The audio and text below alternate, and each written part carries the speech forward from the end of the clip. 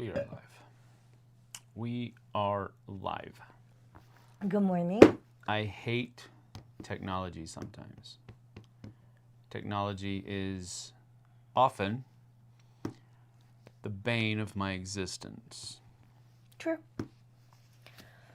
And I'm even worse. I don't even deal with technology. I just let Sam do everything. So I do. I'm like, honey, fix this. Honey, make this do the thing. Yeah, that was not the level of stress that I wanted to start the morning with, but welcome everyone.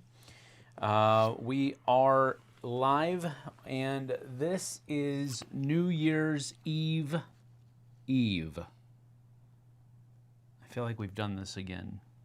We've done this before. That was Christmas Eve. Yeah, Christmas Eve. It's weird that it fell. Honestly, well, it always does. It's 7 days. Yeah, I know. Exactly. It's always 7 days, but it's just strange. Blake Cavney, how to fix technology. Throw it out the window. Step 1, turn it off, Yes. then back on. I did that Multiple times. 4 or 5 times. Step 2, unplug and plug back in. We did that too.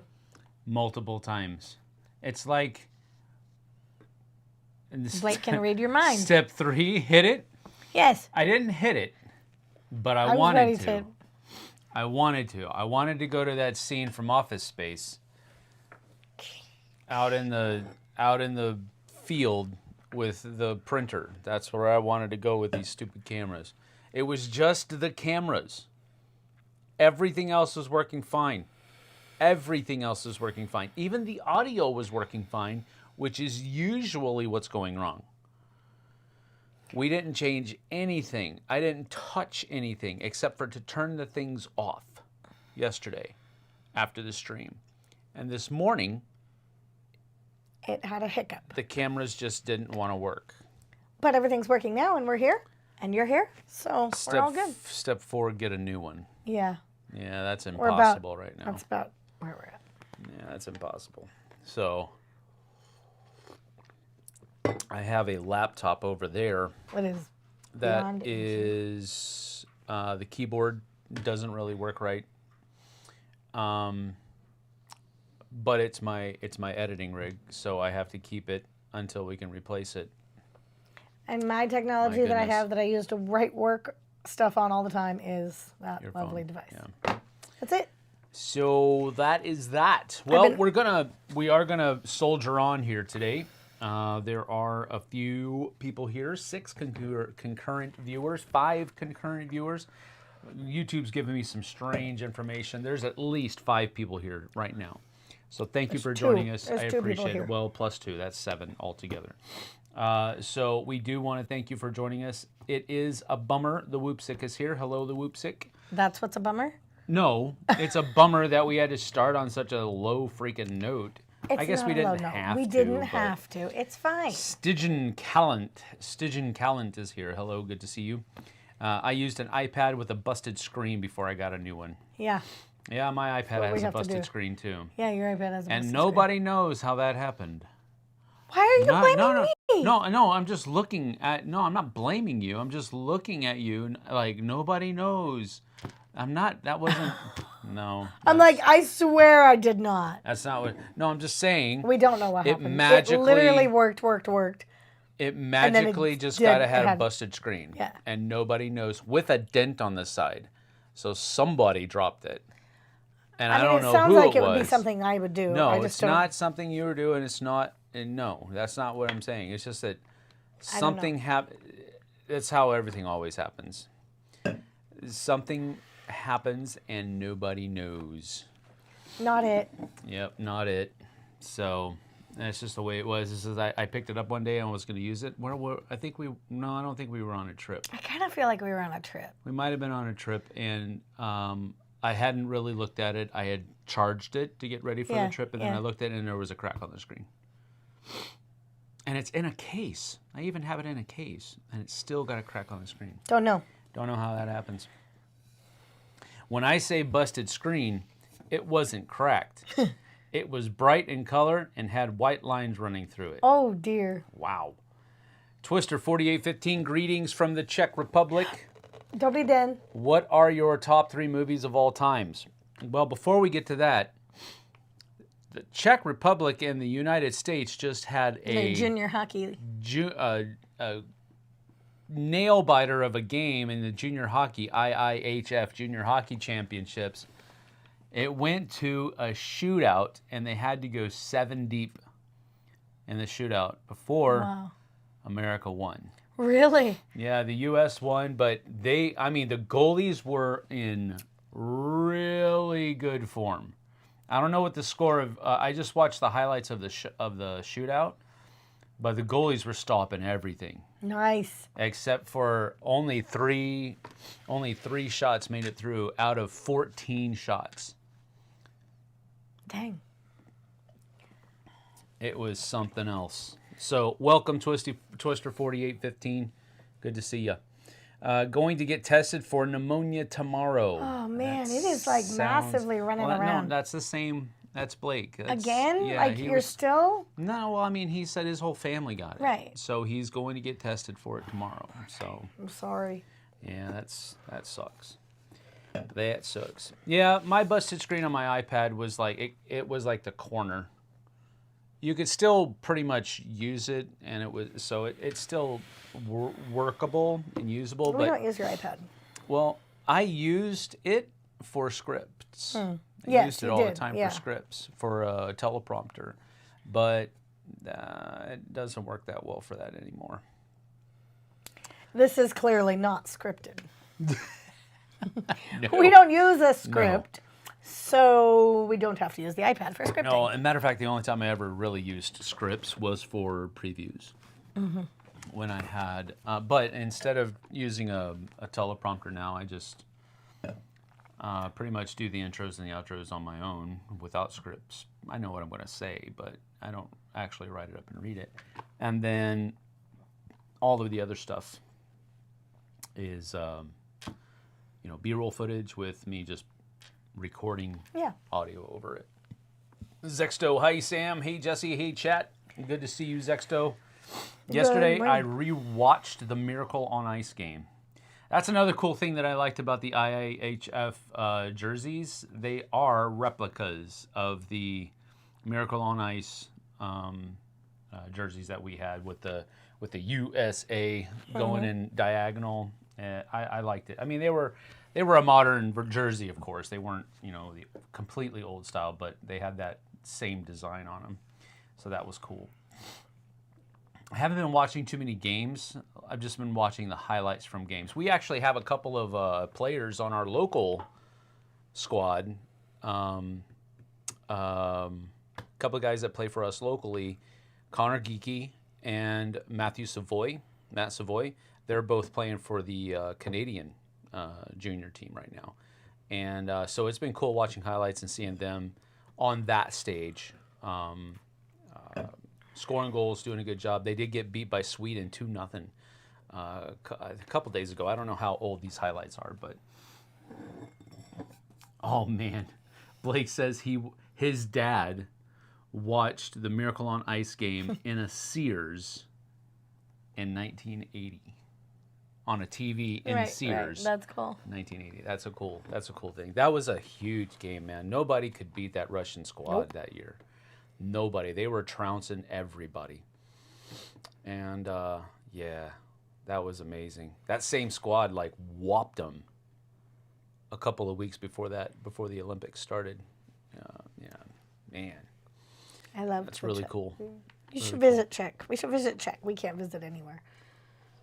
But it was fun. It is called the Czech Republic, right? Mm-hmm. Or is it just Czech now?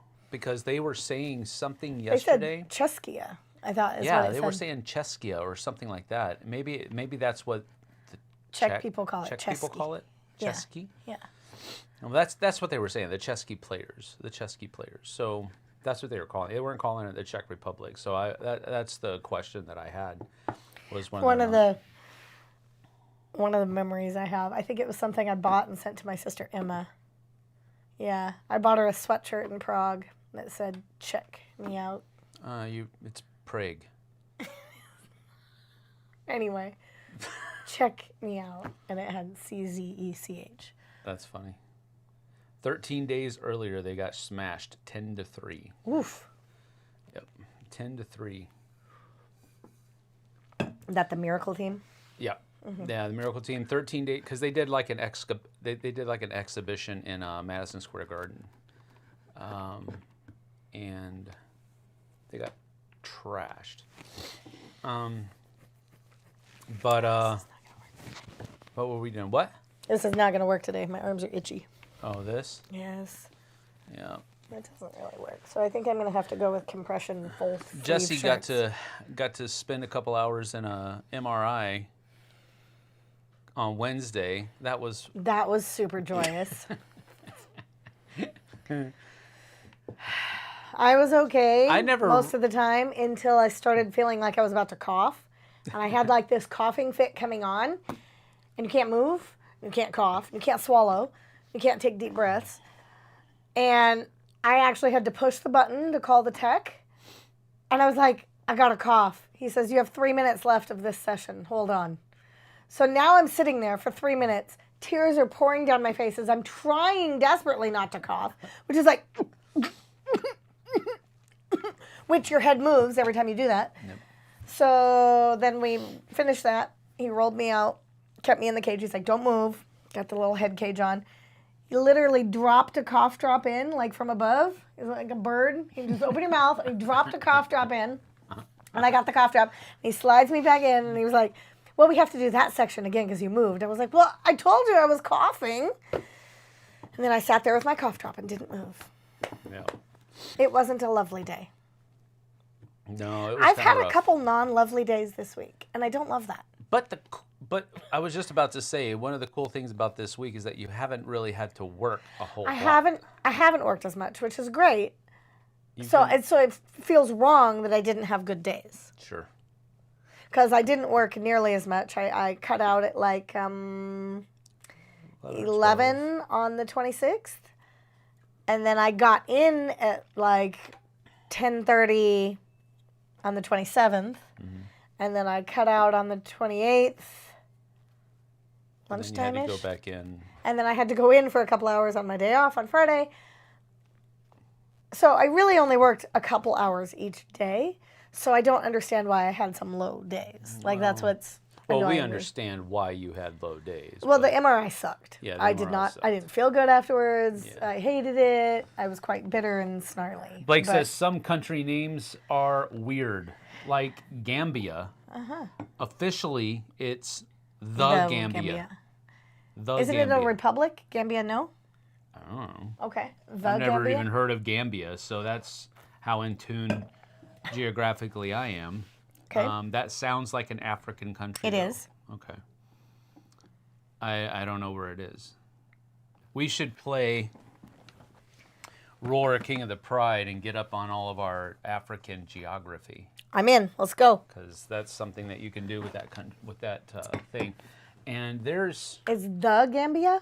there's It's not the Republic of Gambia?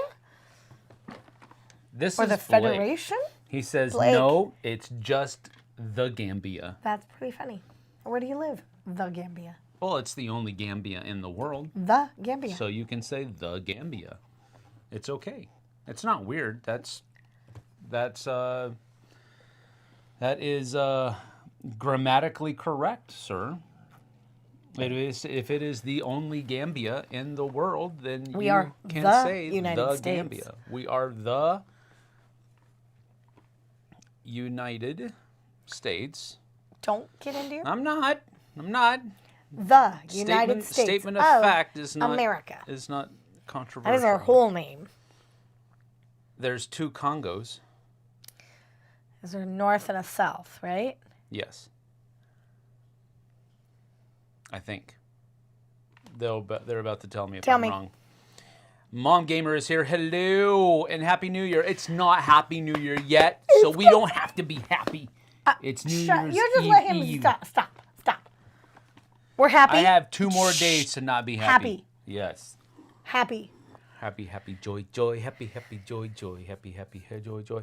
You have the Republican, the Republic of the Congo, and then you have the Democratic Republic of Interesting. the Congo. That's interesting. And I wonder now if it's... Mom Gamer and Blake and everyone online, do you guys have big plans for New Year's? We'd love to hear your plans for New Year's. We have a hockey game tomorrow night at 4 o'clock. Democratic Republic of the Congo. And then you have Congo. Ah. And it's not a north and a west. south. It's an not east or and a north west. and south. I was going. My bad. That's what I was wondering, if it was north and south, because it would be funny if it was like the Democratic Republic is the north and the Republic is the south, because that would mirror the United States. Sure. But that's pretty funny. We have a hockey game tomorrow night. That's our big New Year's Eve plans. Yes. Maybe.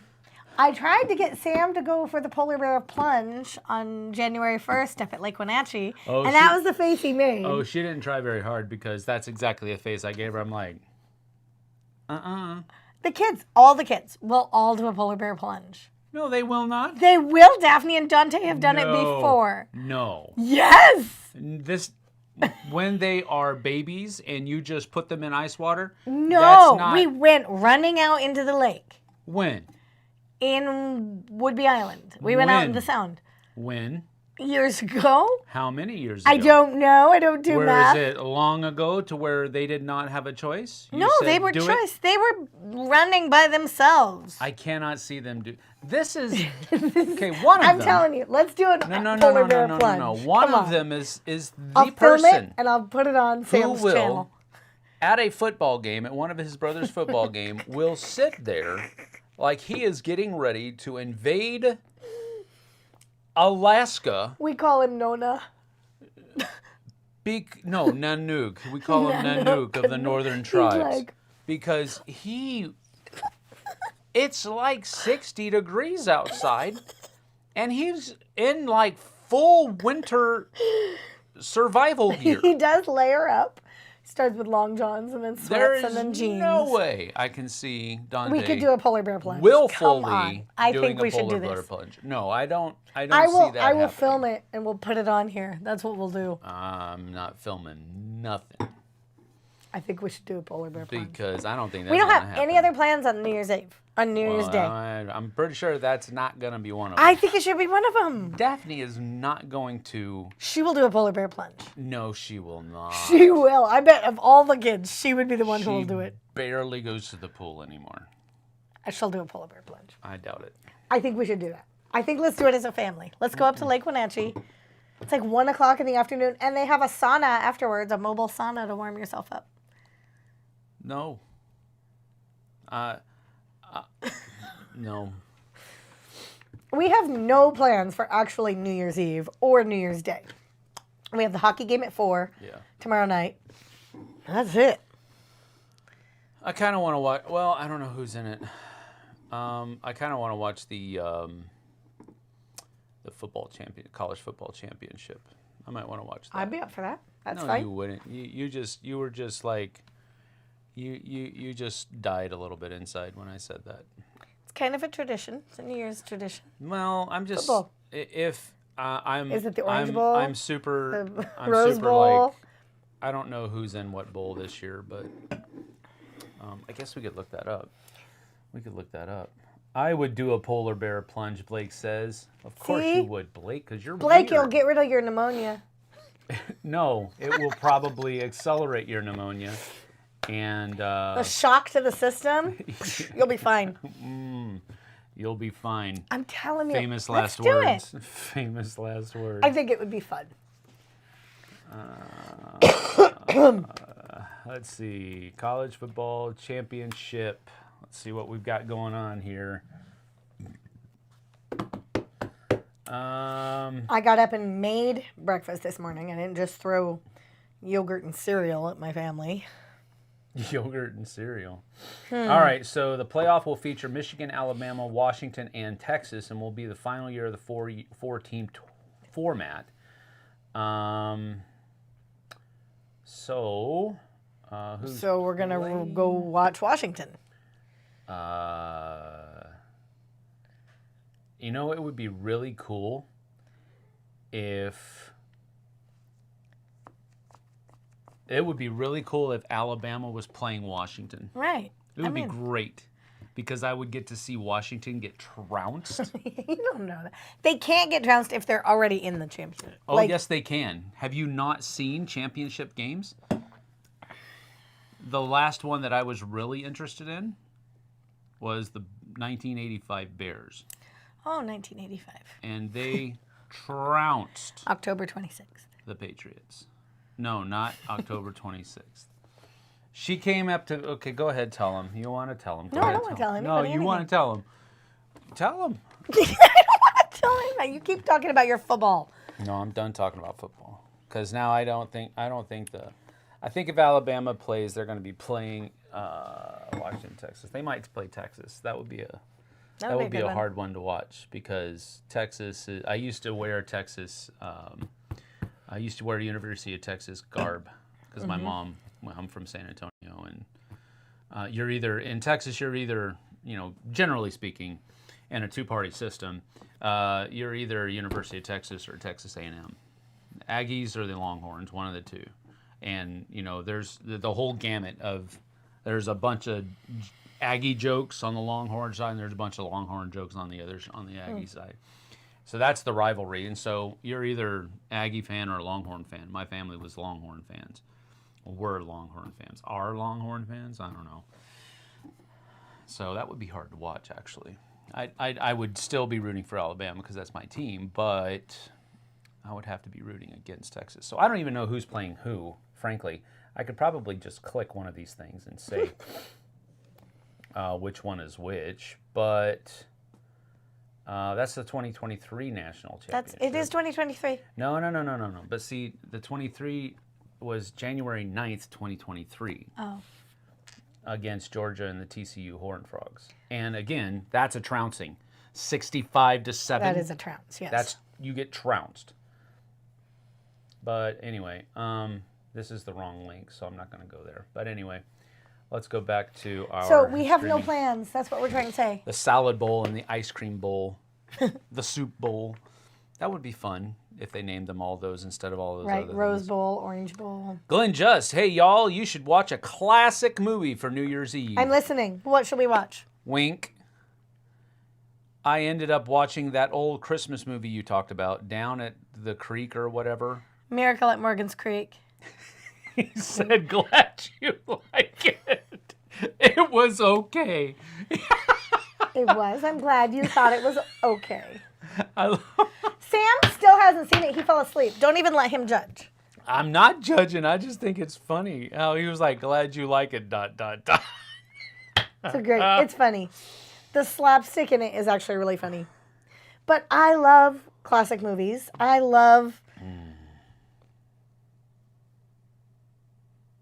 I mean, the scene where he's trying to make up a name, he's signing in, that's so great. And the knees are shaking. Or the scene up in the tree. Those are great scenes. It's really funny. Riveting. All right. I'm in. He's watching it on New Year's Eve. That's what we're doing. I've already watched it. You have not. You fell asleep. I was listening the whole time. My oldest, Glenn says, is a freshman at Liberty University. Liberty had a 13-0 perfect season this year. Wow. But they're probably going to get murdered by Oregon. He's saying that he hopes they only lose by a little by under 30. Oh dear. To Oregon. It'll be brutal, but happy for LU's 13-0 season under Where's first Liberty? Year coach. Liberty University is in Virginia, I want to say. They're in Virginia. I know they're on the East Coast, but I think it's Virginia. I could be wrong, though. But cool, interesting thing about Liberty, I was close to going there. Oh, really? Yeah, I was close to going to Liberty University because they were the only Christian university that had a hockey program. Oh, interesting. And I was going to try out for it. It was pipe dream. I've never been good enough for college hockey, but it was a pipe dream. And it was back when I was, a high schooler, thinking I was much better than I actually was. And so they had an intramural hockey organization. It wasn't intercollegiate yet. Now it's intercollegiate, I think. because they've grown a lot since back then. But there were funny moments for sure. See? Lynchburg, Virginia. Lynchburg, yeah. Lynchburg is a terrible name. I think it's named after a person and not the activity. Right. So, of lynching. It's a beautiful campus, great fit for him. Glad he's there. Good, good, good. Nice. Yeah. I visited University of Virginia when we were visiting David. Yeah. I love that campus. And Monster Fight Club, yeah. Yeah, I was... It's right there. What was the name of the place? The name of the city? Raleigh? No, that's North Carolina. That's where we flew into. Oh, we flew into Raleigh. We flew in Virginia. What is the name of the... Charlottesville. No. No, gosh. Why is my brain not working today? Well, mine doesn't ever work, so I don't even try. Yeah, it works. That was a beautiful campus. And I actually said as we were walking around, I was like, woo, this would fit Daphne. This is a good campus for Daphne. Charlottesville. I was thinking Charlottesville, but I was thinking either Chancellorsville or Charlottesville, and Chancellorsville just didn't sound right. But it's Charlottesville. That was beautiful. Charlottesville, Virginia. Yeah. Although I kind of want Daphne to stay stateside because I would like to be close. It is named after a person, but that still doesn't make me not think of it the other way. Right. Well, I guess I understand that, but yeah, I get it. Understood. Let's see. Okay. Here's one of the things I thought we would do today. I'm listening. And I want you guys to get in on it as well as those that are paying attention and watching. So we've been playing a lot of games recently because she's had more time off, less time working. So I'm trying to schedule more time at home with Sam and the family. Well, yeah, I mean, that's kind of. I mean, you got to work. You got to work. So there's nothing wrong with that. But we've been playing a lot of games recently. So I've taken a smattering of 6 of them, and we're going to talk about. I want to see what I'm going to put you on the spot. Cool. My favorite. Let's see here. Got Discovery expansion for Ares. Oh, Ares expansion. Ares Expedition. And there's a Discovery expansion for Ares Expedition. Excited to add awards, new cards to the game. Any games for you guys got, or do you tend to not want games for Christmas? We got a couple. We don't get a whole smattering. Like I've seen some people's Christmas Day hauls, and it's like a stack of 10 or 15 games, and I'm like, dude, my goodness. Or dudette, because some of them are ladies. So let's go ahead and talk about some of these. This is the first one. Tutankhamun, and I'm going to let you look at the back of the box because I'm very visual as well, and I have to look at what we played in order to remember the... And I know you're like that a lot. We played this with the boys. Well, with Aiden. Just Aiden. Yep. Yeah. Live. We did this one and Raw live, so those are the first two. Yeah, but I kind of missed Raw because I had to came in leave. on the tail end of it, so I wanted to see what you thought about it. No, I caught the beginning. And then the tail end, yeah. Okay, Tutankhamun was really neat. I really liked the whole river, and as you move the tiles and the river changes, I thought that was kind of neat. Mm-hmm. I liked the box, that you're counting your score on the box. I really enjoyed playing this one. Actually, I thought this one was really fun. Okay. What was your favorite thing about the game? It's set collection, so I'm collecting the sets. I kind of liked playing it with Aiden because it was this. Aiden's very competitive. He is. He can be. He can. He can be.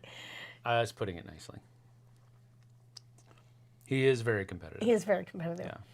So if he sees you're going after a set, it doesn't even matter if he wants it. He will go after it just so you can't have it. Yeah, there is that. But one of the things that I think I was doing with the game is that I wasn't necessarily trying to get... You guys were both going after the big sets. Right, you went after the ones that have ones, like 6 and 8 and all that kind of stuff. And you scored a bunch of points with the 1-pointers. Yeah, with the 2-pointers. We scored, and then I took a lot of the rings, which give you 1 point immediately. Mm-hmm. So, but then I was using those rings to flip out some of those different things. Using one of the gods uses. I didn't use any god cards, and I probably should have. Yeah, that's one of the things. I didn't use a single ignoring one. those can be pretty brutal. I really liked how it looked. It was so visual. It was really pretty. I liked this game a lot. Yep. I thought it was fun. I did too. I enjoyed it, and it's by Reiner Knizia. He's one of if not the most prolific board game designer that's out there right now. He's got so many designs out there, and that's kind of a detriment in some people's eyes because he's got so many. They can't be that good. Yeah, but at the same time, he's got a lot of designs that are super family friendly because they're simple mechanisms that have enough, not a lot, but enough depth to them to where gamers can still have fun and people who are new to gaming will also enjoy them. I liked the fact that this could have been explained to people who are new. Yeah. That was very easy to explain and easy to understand. Yeah, I agree. Patrick Etheridge is here. Hey, Sam and Jessie. Hello, Patrick. Good to see you. Thank you for being here. Appreciate that. Want a new Flipside t-shirt for my Feb birthday. Will they be available soon? All right. Well, we'll take this, and we're done talking about Tutankhamun. We'll be doing a review. We got to play it a couple more times, but we'll be doing a full-fledged review. That was just kind of an initial impressions type thing from us. So we'll talk about that later on. But in the interim here, has Jessie's Top 10 to 2023 been posted yet? Looking forward to it. We haven't actually talked about doing that. If you'd like to do your own Top 10 of just the year? Just 2023. Yeah. Games that came out or games that I played in 2023? Games that came out in 2023. So we'll see. We'll look into it. I don't know that I played as many as Sam. So no, you didn't, because a lot of the ones that I played that were from 2023 were. But if you want that, I will make it happen. Robust. If you guys want, I will happily do that. We'll look at it. All right, Flipside t-shirts. Let's go ahead and get to there. This is the old style. They are still super comfortable. I still have some of these that are available, and I don't know what sizes we have. So if you want to purchase these, they're $20, and I have a few left. Email me at flipsideobg@gmail.com, and I'll put that in here. To do that, flipsideobg@gmail.com, and send me your size information, and we can take care of payment over PayPal. I'll send you an invoice over PayPal. But here's the thing. This is the old style. Yes. With the old logo. Yes. That was made by me, half asleep, at like 11 o'clock at night one night, and I'm not even a graphic designer. We have a new logo, as you may have noticed. We have a new logo available, and I was able to get some shirts made for the cruise that we're going on, the Dice Tower cruise. So we will have new t-shirts made. This one was kind of like a trial run, because this one was made with a water-based ink, which means that it doesn't feel like there's a graphic on the shirt. It's the same as these. It doesn't feel like there's a graphic on the shirt. It's just in the cloth. The ones that we had made, because it was, I think there were 4 colors on the logo, they had to use digital print. So it's going to feel like there's a graphic on the shirt, but she said that it's not like it's super thick. Yeah. It's not like it's a vinyl-y thing. They still have the really soft t-shirts and all that kind of stuff. They're so comfy. This is the first run. This is like a trial run. I want to see how these feel, and then I'm going to make the decision later on if I'm going to stick with the digital print or go with the water-based ink like these are. And see how we can go with that in the future. But that's coming. We will have some. So if your birthday is by February, it's possible. Yeah, it's very possible. So that is coming soon. And we'll have, when the shirts come in, they should be here by, I think I said January 10th. Yes, that's what you said. I think they should be here by January 10th. So we'll do something with it, and you'll be able to see what they're going to look like. They're still going to be this gray color because I love this gray color. I like the gray color. It's kind of a very neutral color, and I love these shirts. So they're going to be Sunday cool. They're going to be the same ones. So that's coming soon. So thank you for that question, Glenn. We'll get you in on that. A couple other questions. I think I missed one that was up here. Lemony. Oh, okay. Question. Games that we got for Christmas. What did we get for Christmas? We only got 2, actually. And let's use that as a thing because Let's that show is you what we got. 2 of the games that we actually, I think the only 2 games. Mm-hmm. The only 2 games that were exchanged for Christmas were these 2 right here, and I picked both of these up at PAX Unplugged. Horrified Greek Monsters. We love Horrified. We do. Actually, everybody in my family does. If they were to make their lists, this would be on for Daphne and Dante. See, we have all of the Horrified. We do. So we're not just joshing you here. We love all of the Horrifieds. We really do. Look how cool they all look together. Yeah, that is pretty cool. Anyway, this one is my favorite so far. Right. This one is my favorite also. I really enjoyed this, but I liked the monsters in the American Monsters ones, and I liked how different each of them were. Not that they weren't different in the Universal Studios monsters, but I really enjoyed American Monsters better. Now, I've only played this a couple of times. We played it as a family and got trounced because I was playing a rule wrong. Really wasn't my fault, though, because the graphic design of the new cards that are in this box are different from these. And they had the little frenzy flame with an X over it. And so I was like, okay, that's got to mean, I looked in the book, doesn't have that icon anywhere. So I'm like, okay, that's got to mean, and I overthought it, really. It's my fault. But I thought that must mean the non-frenzied monster attacks. And it's not. It just means that no monster attacks. There is no frenzied monster, nobody attacks. Yeah. So we were getting trounced. Yeah, because we will try it again. Well, I will say this: we faced a lot more attacks than I think anybody in the history of Horrified ever has faced, and we still we still defeated one of the monsters. We did. So we did pretty good, but we still got beat. And then I played a single player because this does go down to 1. Mm-hmm. All of them do. Yes, you did that. I did a single player against the same 2 monsters and won. Yeah, on with the live. I think 5 or 6 turns left. Yeah. So I think it's pretty balanced. But now, Daphne loves Greek mythology. Yeah, she does. So, loves Greek mythology. We are watching currently Percy Jackson. Yeah, the new Disney. The new Disney Percy Jackson, which I'm really enjoying. They're too tall for that. No, just go this way. Go that way. Thanks, Push honey. them down. And the other one we got, which we played, and I super loved. You did it wrong. Look at you. I know. I can even tell you that you did that wrong. Just fix that for me, honey.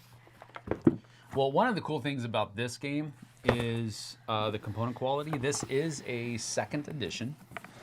And we played Santa's Workshop. Yeah, Santa's Workshop.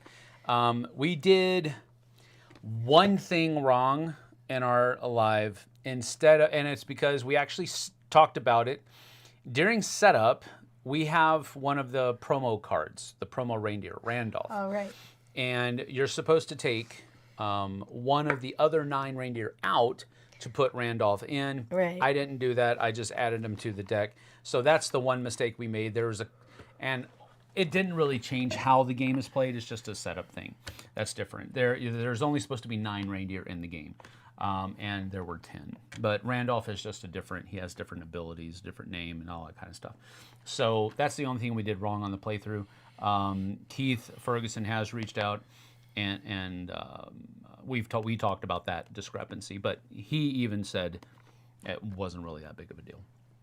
So that's it. I liked this game a lot. I thought it was super fun. Yeah, super fun. I really enjoyed it as well. We played the standard mode and the advanced mode. Yep. We played standard mode with all five of our family. Yeah. And the kids enjoyed that. And then we played a 2-player version of the advanced rules with just Jessie and I. And I think probably, I think Dante will probably like the advanced mode. I don't know that the other two will like it though, because it does get a little bit more crunchy. Right. So it's a very good game. Some of the people that have been making comments about it is that, well, it doesn't really do anything different. And I was like, well, does it really need to? I don't think it really needs to do anything different for it still to be considered a good game. I think. Bless you. Well, there you go, pal. Nope. No, Strider had to sneeze, but and do anything different? I don't understand. I mean, it's not different than any other game. It's sure, yes. Like it's not innovative. It's not okay. Innovative. You know that's and I'm every True. game is not going to be innovative. Well, I think there are certain things that are going to overlap in numerous games. Sure. If it's a set collection or if it's a deck building, there's going to be certain mechanics that are the same. I liked it. I thought it was super fun. No, I enjoyed it as well. I actually love the Santa theme in the workshop. I mean, come on. I like the toys that you're trying to produce in kind of like a objective type format, goals. The reindeer bring in set collection. You have the definite worker placement aspect going on, where you have your 3, or in a 3-player, two-player game, you can have 4. So there's a lot going on. The production quality is really good. It was really nice. The art was pretty. Another thing that people kind of talked about in the comments of it is that they weren't happy about the point markers just being cardboard. They wanted something that was a little bit more than that in the deluxe version. And I'm like, it's a point marker. Come on. You got to cut corners somewhere. At the end of the day, if businesses you have to make money. Yeah, I mean, you want the company to be able to make money. The more bling you add to these games, the more expensive it is to make the game.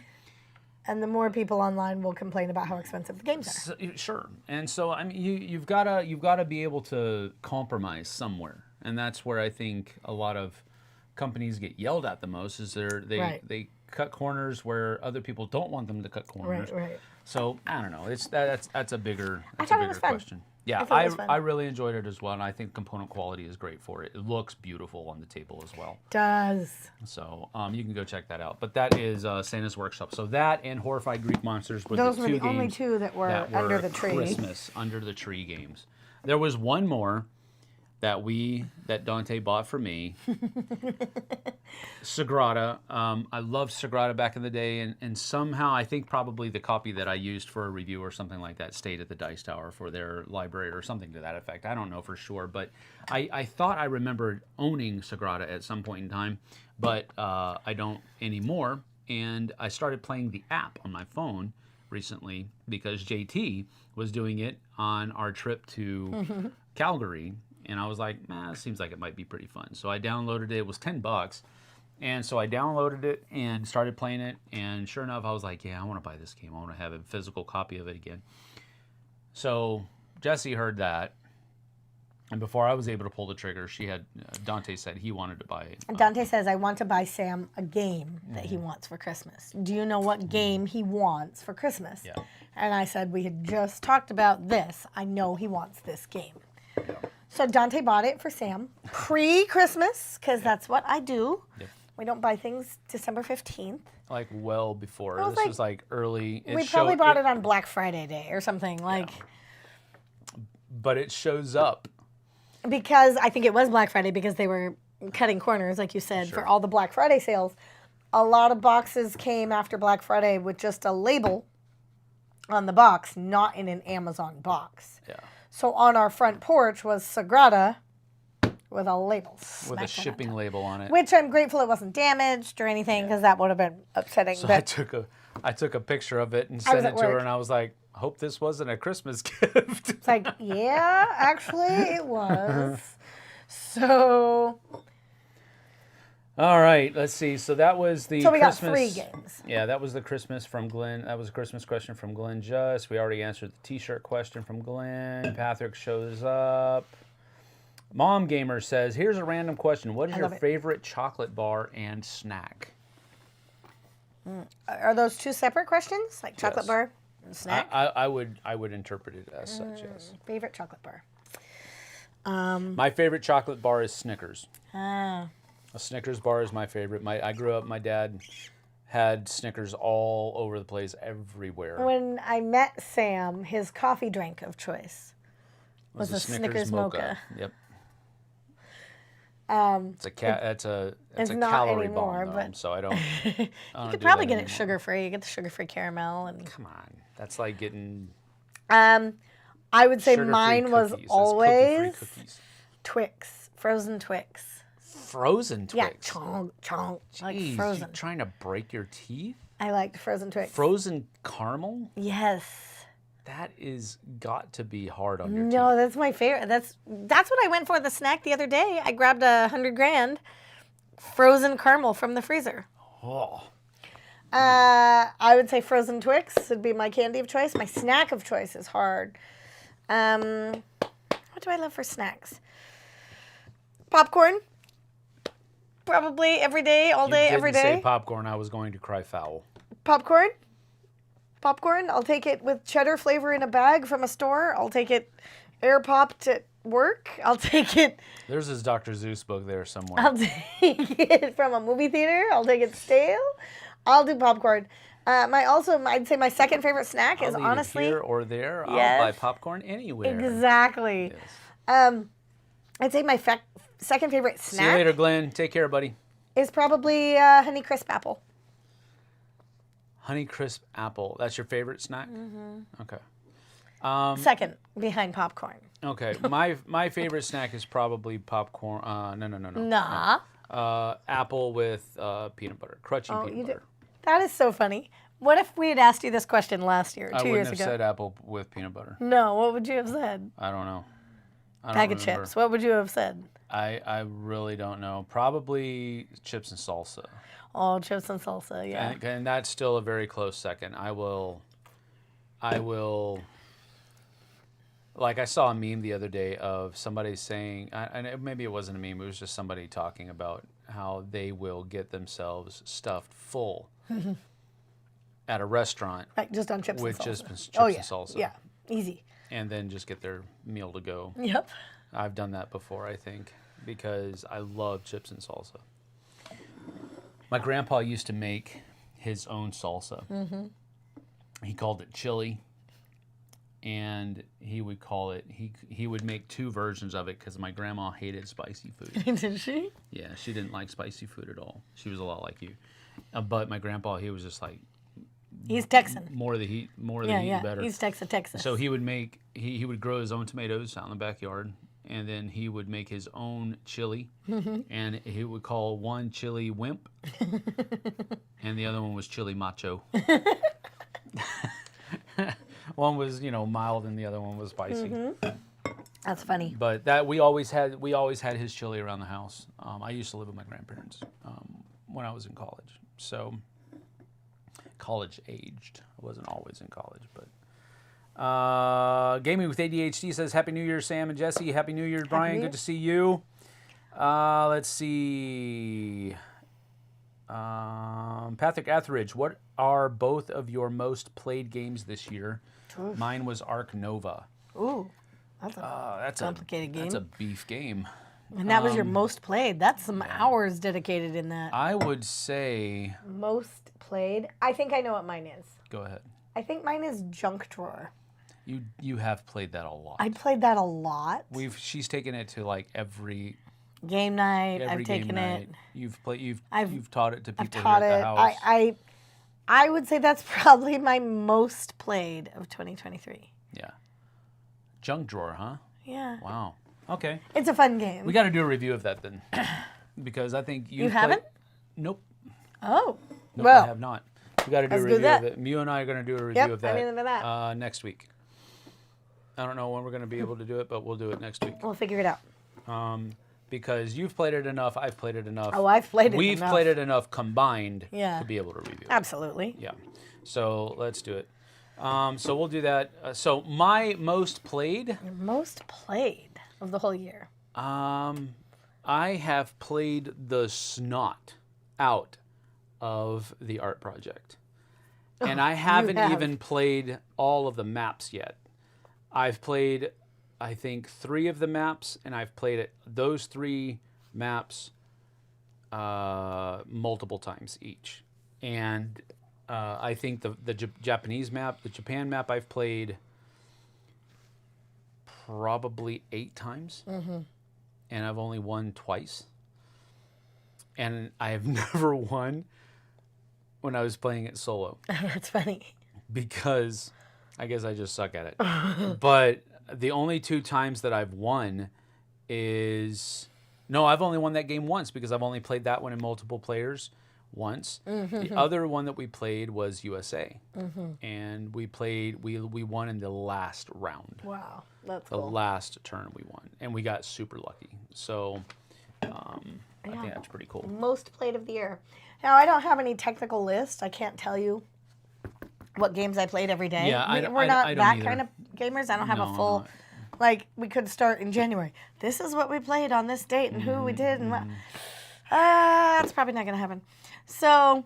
Yeah, but I've played a lot of the art project. You have played a lot of the art project, and I've played a lot of Junk Drawer. Yep. Totally different games on the spectrum, though. Glenn I just introduced my sister and husband to OG Azul over Christmas, and they are enjoying it. I think I might get them Sagrada next year as they slowly discover the hobby. That's a good thing. And that was for Glenn. He's already gone. Yeah, I like But he Sagrada. did say Happy New Year to both you and your family. 2024 is going to be a great year. I agree. It is going to be a great year. Brian asks, what did Jessie think of the Pirate Bible? I haven't told you about this yet. Yeah, help me out here. She doesn't know. This is an actual... This is something that we may have to buy. I'm in.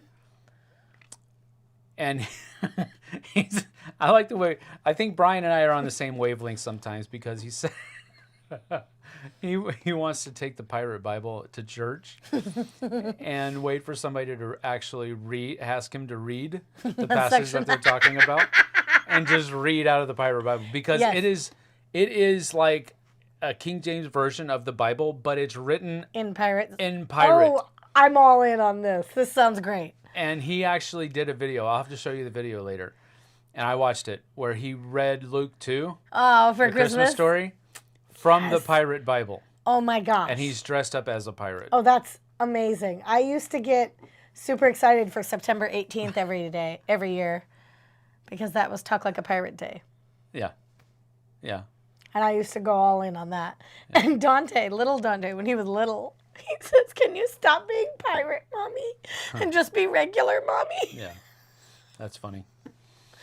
No, I've never heard of the Pirate Bible. I think I want that. That has to happen. It's only like $25. That's happening. I was this close to buying it. That has to happen. I wanted to run it by you first.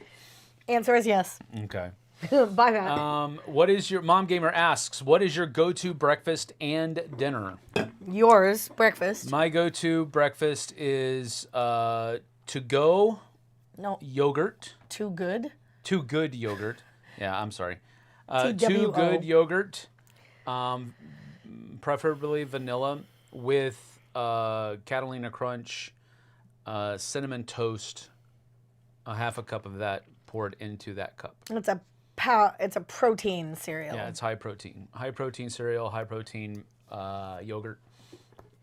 That's every day. That's my go-to breakfast every day. If I'm at home, that's probably what I'm eating. I didn't do that today because she made us these little mini quiches that were had 2 eggs and some cheese and ham in it. So it was a high protein breakfast. It was good. Put some salsa on top of that. So I would say my current favorite breakfast is a couple hard-boiled eggs and a piece of toast. That's kind of my jam lately. Avocado slices, you like those I too? do love avocado. So usually the toast has avocado on it. Yes, she's that hipster, the avocado toast person. He can walk home. I do love avocado. There was a time where I was just mixing the avocado in with the hard-boiled egg and making this really green, gross. Are you okay over there? That's good coffee. Oh, and then I also have a coffee about a half hour later that I usually make at home. And mine has been hot water, honey, and a juice of a whole lemon lately.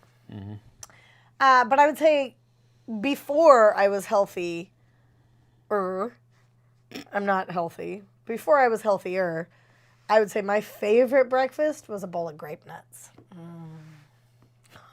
I have a thing with crunchy, clearly. It's also why she likes going to the beach, because when she runs out of grape nuts, she can just go out to the beach and grab her breakfast. Grape nuts, literally a with bowl of raisins, sand with raisins milk in it. on top and a little sugar sprinkled on top. Oh, My that's the best. grandparents loved grape nuts. I love grape nuts. You know you can do it hot? That's the only way that I can enjoy grape nuts. Really? Yes, because it's kind of like oatmeal at that point. Because it softens and it's hot and it's like oatmeal at that point. Oh, and then she said favorite dinner? That's like eating rocks. Oh, it's amazing. It's so good. It's like rocks. Great. It's all wheat though, so I can't eat it. But it's horribly bad. I like it when it crunches. Like it's so crunchy. No, you're going to break your teeth.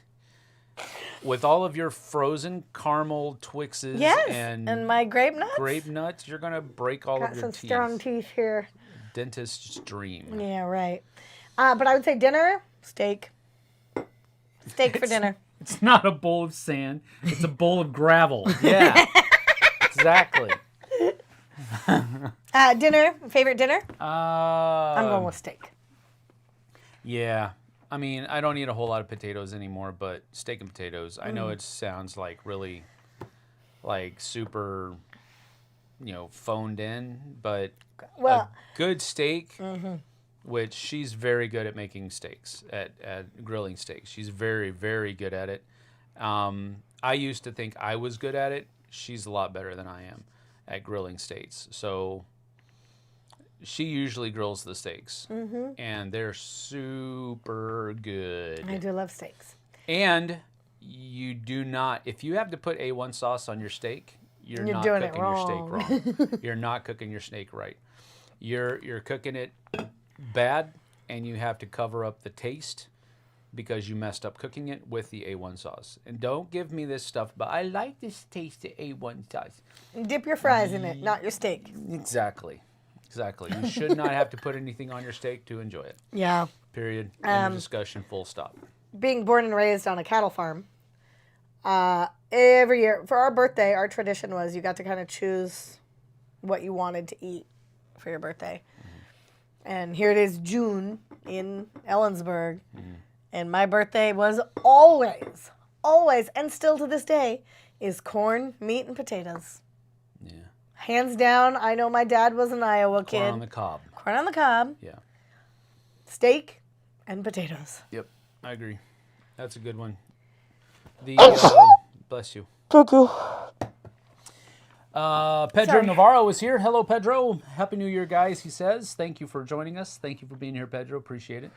Let's see here. We are at the bottom of the list for comments, so we will continue with the games that we've played recently. So this is another one. Now, Jessie I didn't get to play this one at all. Actually. Didn't get to play this much at all. She was there for part of the instruction and then had to go away because our daughter was having car trouble. And had to go get all that taken care of. And then she came back at the end while we were kind of in the last... I got to see the end of it. Yeah. So I didn't play this, but I do like the fact that it's a bidding game. I loved the big chunky wooden pieces. Yeah, the 25th century version of this game. This is a reprint. Raw. What did you just do? I put the box on my finger, the finger that I don't have a fingernail on. Yeah. That kind of hurt. That was super. So Raw originally was from 1999. Nice, okay. 1999, so it's a 24-year-old game. This is a reprint with new artwork from 25th Century Games. Ian O'Toole is the artist that put his fashionings on it, and he did a great job. A lot of people love his artwork. And got a component upgrade as well. Yeah, no, it was. I didn't get to play it, so I really don't have much to say. But it looked like the boys were having fun. Yeah, they were having fun, and it's that in and of itself is a positive thing because Aiden and Dante are on two different levels as far as gaming is concerned. They like different kinds of games. And they play differently. Yeah, they play very differently, but they both enjoyed it. Dante did very well. He murdered both of us, me and Aiden. Yeah, he did. But they both enjoyed it, which is a huge testament to the game. Right. Because you have two different people, two different styles of gaming, and they both enjoyed it. Right. So there is that, and the component value, the component quality for this is off the charts. Yeah. So they've taken a really an old game, gave it some bells and whistles and a new coat of paint. And did it feel like a 24-year-old game, 25-year-old game? No. It just felt like a game. Cool. A bidding game. Cool. And it was a bidding game. It looked really fun. It's not much more than a bidding or auction game. It does have some set collection in there and all of that kind of stuff. And other things that you have to get in order to fire off those collections. I saw that. I wish I could have played, and I'm sorry I couldn't. So we'll get it back to the table so that Jessie can maybe we can try it with it. Dante and you and I again like we had planned. Right, but that was a good one. That was a good one. You still make sure everything's still. Yeah. Okay, because I get worried now. Pedro says, I will always choose avocado with tacos for my birthday food. Avocado with tacos, yes. Avocado tacos. What kind of tacos? It can't just be avocados. Avocados is a dressing. No, I'd say it's on a... What kind of tacos? You've got to delineate. Chicken tacos with avocado. Well, that's what I'm saying. Any tacos with avocado. Pork tacos. Like carnitas. I know what carnitas are. I know what carnitas is. He lived in Texas. He's going to say that's the next thing he says. No, I'm not going to say that. Now.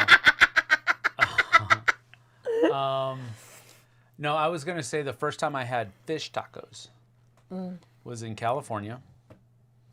And I didn't know I was ordering fish tacos. Mahi. Mm-hmm. And it was at, I can't even remember the name of the place. It was in a place called Martinez, California, but I don't remember the name of the restaurant. But I was going there to interview to be the assistant pastor of a church.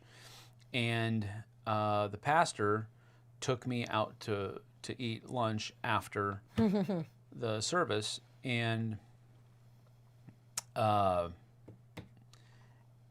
he took me to this. I was from Texas, so it's like, we'll get tacos, and I was like, okay, cool. The only reason I ordered the mahi was because it was the only one that had avocado on it, and I wanted avocado that day. I don't know why, but they were the only ones. I was like, okay, I'm gonna get that because I wanted the avocado, and it was mahi with avocado and all this other kind of stuff. And I took one bite into it because I couldn't see the meat. Took one bite into it, and I was like, oh, fish. It's not bad, okay. And it's not like I was going to just get disgusted about it, but I was not expecting fish. That's funny. I was not expecting fish. Chicken tacos, he said, if I have to choose. Chicken tacos if I have. Okay, I've been up all night. Have a good weekend. See you later, Brian. Have a good day, buddy. Sleep well. Get some rest and wake up for New Year's. See you on the other side of that. So chicken tacos if I have to choose. Yes. Yeah. That's good. All right. Next. It's a game called Bonsai, where we are actually fashioning our own bonsai trees. I loved the fact that we're building a little bonsai tree. I loved that. I have to sneeze again. Uh-oh. It's like twice in one day. What's going on? Cover your ears, folks. It's going to be loud. I try. I'm sorry. That being said, if I'm at a place like the hockey game where I can just let it out, I don't hold it in. No, usually I try to make it quieter. This was a fun game. I got my butt whooped. No, she did not. Yes, you beat me twice. By like 9 points once and 10 points by the other. This was not a whooping. you It was a only close get a game. few points. Like, you're not getting 60 points and you We beat got me by 100. Oh, we did. Never mind. Yeah, oh, that was the game. That was only a few points. That was only a few points. That was like 100 points. And This was a fun game. I really liked how you're working for different goals. It felt very different the way I was playing versus the way Sam was playing. Yeah. So I kind of enjoyed that. It wasn't, like, I felt like we were playing two different games. You're building up and down and around, and I'm, like, trying to just get cards over here. It was kind of crazy. Oh, one thing that in a 2-player game, we get rid of those intermediate. You're not supposed to play with those intermediate ones. Which ones are the intermediate ones? The one where you have to build past a certain spots. Oh. Those are intermediate goals. Well. And we're not supposed to play with those with 2 players. So Yeah, he was like... I guess they're easier to accomplish when there's only 2 of you playing. I see. So I would love to try this with more people. But I was like, where's the fun in that? Because I don't know how... Because it felt very solo. It felt like I'm doing my own thing over here. Yeah. The only interaction you have is if you take one of the cards that I was wanting to take. Right. So it felt very solo, so I don't know how that would feel with a bunch of other people. Well, think of Stone Spine Architects. Yeah. It falls into the same kind of category as Stone Spine Architects, where you're just building your own thing, and the interaction comes when you're trying to take from these other things. Don't take that card. I want that card. Right. Yeah. So it's really kind of in the same category, I think. It was fun. I liked it. I thought it was really visual. I think we should have played it on a blue mat. Next time we'll play it on a blue mat. I liked it. I mean, it was hard to see, I think, but I liked how because it totally looked blended. like The whole tree our trees was like, were blending into the jungle. Our trees were blending in. Our trees went from like here all the way. Like, it was kind of neat. I thought it was super fun. I said to Sam, this would be a game I would love to play with my mom. Yeah. I would love to play this with my mom. I think she would love it. It's not hard. She would be able to understand it. She is a plant master. Horticulturalist. Yes, but she's also a master gardener, certified by Washington State University. She's a plant person. The theme of this is great. The art is really cool, and the fact that you're building your own bonsai tree. I just found it was really fun. Yep, I agree. All of those things, I agree. I did not realize we got 100 points out of these games. Like, that seemed kind of crazy. The first game you scored 91 and I scored 110. Right. Yeah. And I thought for sure I was going to score 7 and he was going to get like 107. Yeah. And then the second game I scored... So it kind of surprised me that I scored that high. I scored 120 and you scored 100 in the second game. So we both improved with our second game. Yeah. No, it was fun. But yeah, and it's an easy teach as well. It's an easy teach. It's about be fun 10 to bring. minutes. Yeah. About 10 minutes to teach how to play the game, and you don't even have to do that because they have the dice tutorial app. I do on love it. that. So that's one of the things DV Gyochi has. With they have most of their games on Diced app, so that's pretty cool as well. That was a fun one. All right, that's still in the picture. I can't reach any more. Here. Thank you. And then we played this one yesterday. Yes, we did.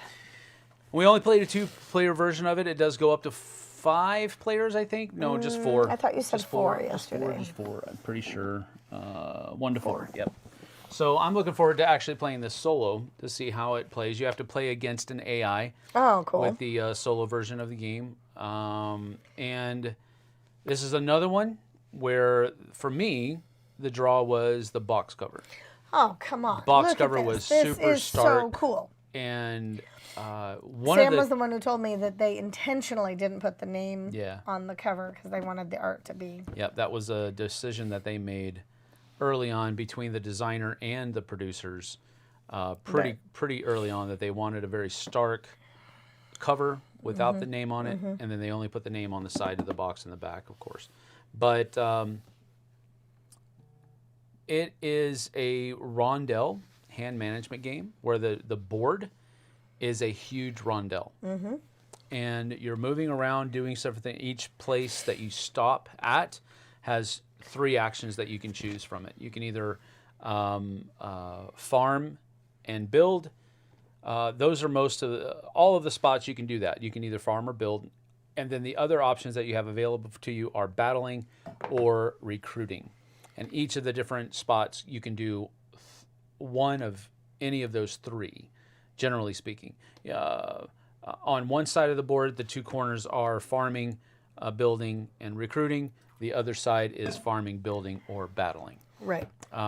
So you have to kind of go around. There's in-game scoring that you're actually generating throughout the course of the game, based on what you choose. To make score at the end of the game. I like that mechanism. Yeah, I thought that was really neat, where you're actually deciding what's going to score at the end of the game throughout the course of the game. And everybody chooses something different, and sometimes you'll have two people that are going for the same things.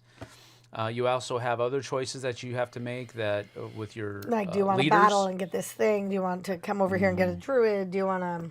Yeah. It's fun.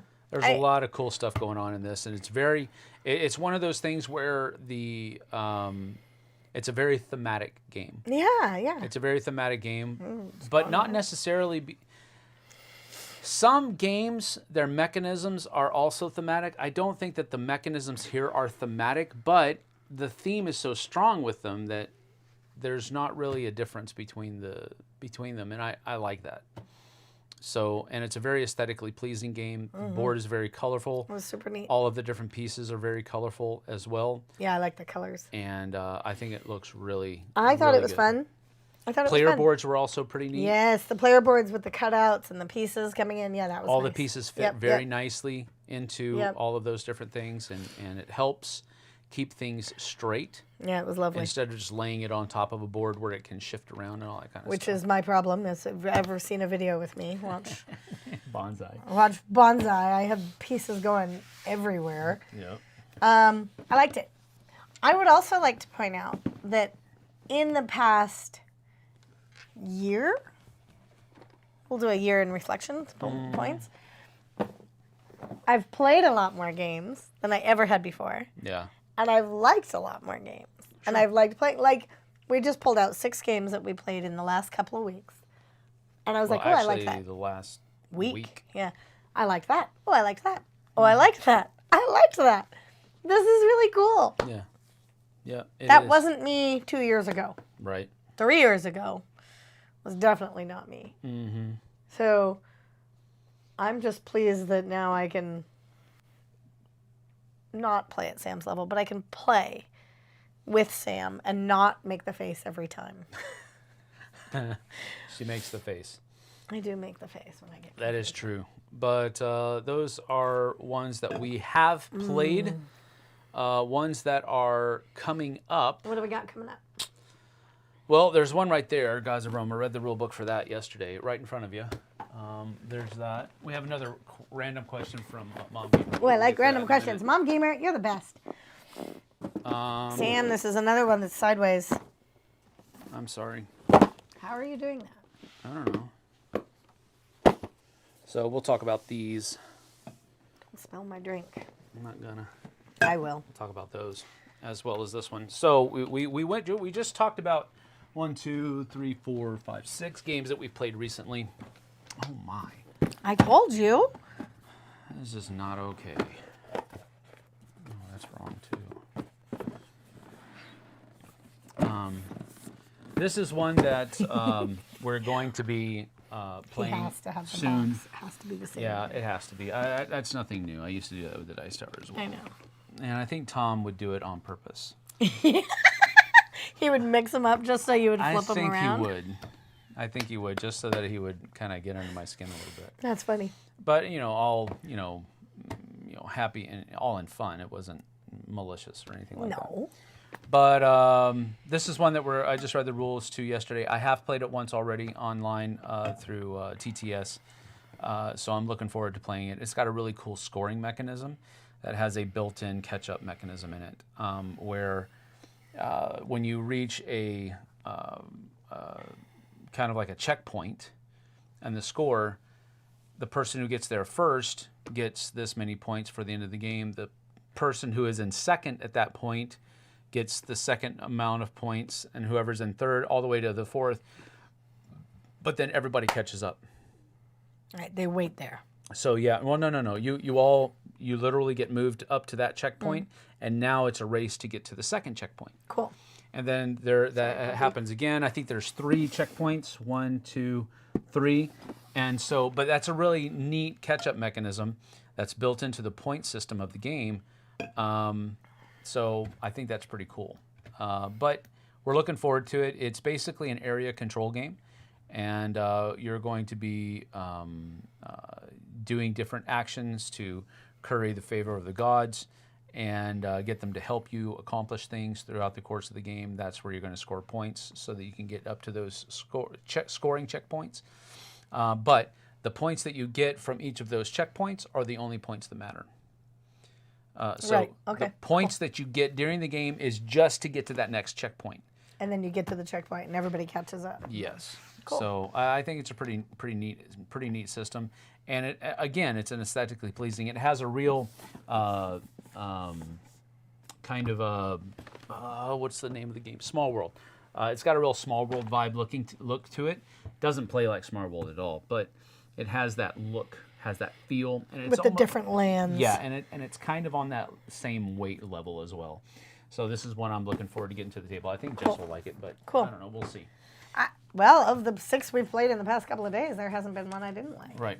So next one, this is another one from Pythagoras. So Kelte, Gods of Rome, and this one, Cafe, is from Pythagoras. And this is one where you are going through... Wow, this one is too... I am losing it. Maybe that's not one you touched. No, this is one I touched, definitely, because And it was upside down? It was too. Are you all right? I don't know. All right, but anyway, this is where you are basically mimicking the process of getting coffee produced from the fields to delivering it to the coffee house, and it's very thematic throughout that process, and I think it's very neat. So basically, it says this: in 1713, King Zhao V ordered Sergeant Melo de Palheta to travel to French Guiana and secretly bring coffee seeds to sow in Brazil. In 1800, Brazil was already one of the greatest coffee producers in the world. In this game, players produce, transport, and process coffee from its origin until it gets to the most exquisite Portuguese coffee shops. And it's got a really cool Art Deco vibe to it. But that is Cafe. Looking forward to get this from the table. Also, have played this online TTC with a tabletop simulator, but looking forward to get it to the physical table here pretty soon. Next. Mom Gamer says, "Oh, I like Cafe." Ooh. Another random question before we move on. Yes.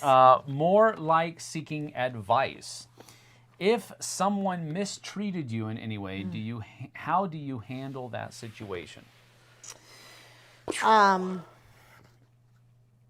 I just let people mistreat me.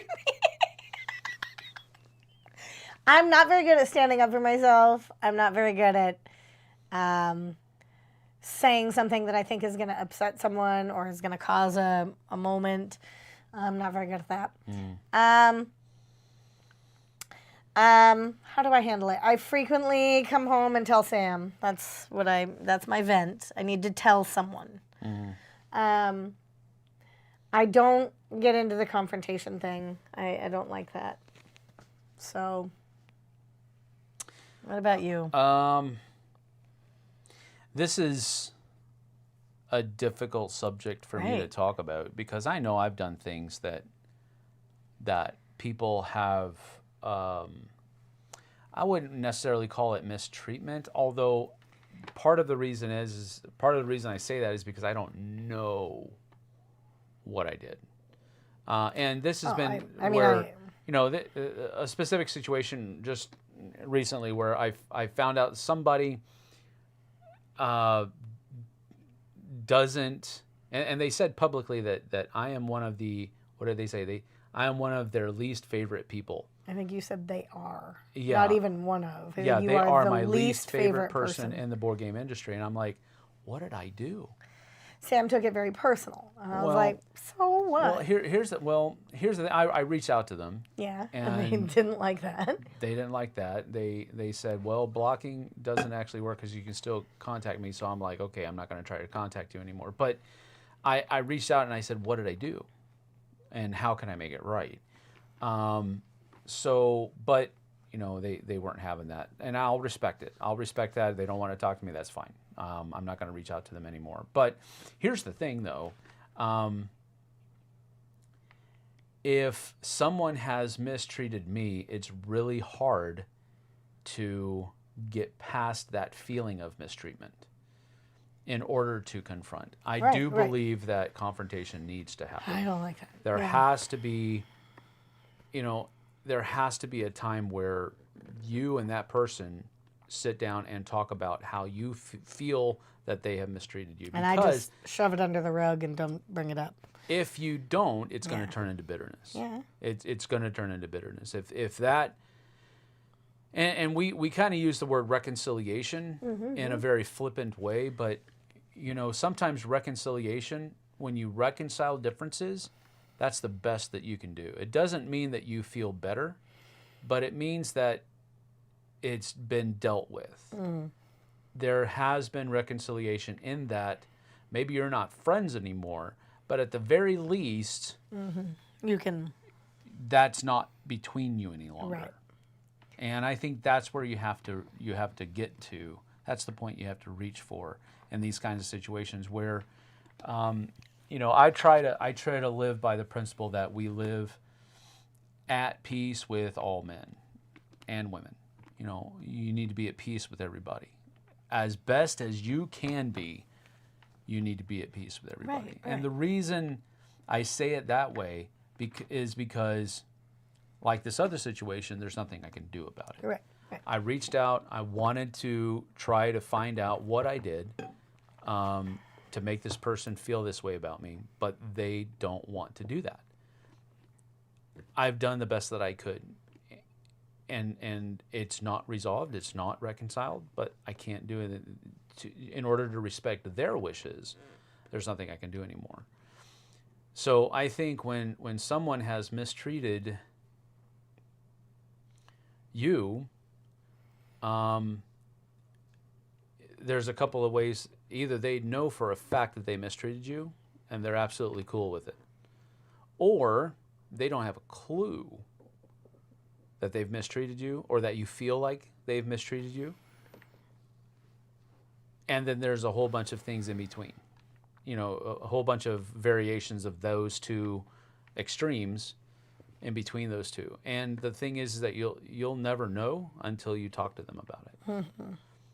Now, if you talk to them about it and they say, oh yeah, I definitely meant for you to take it that way. I definitely meant for that to happen. Well, now you know what kind of relationship you have, and that will give you more information on how to go forward.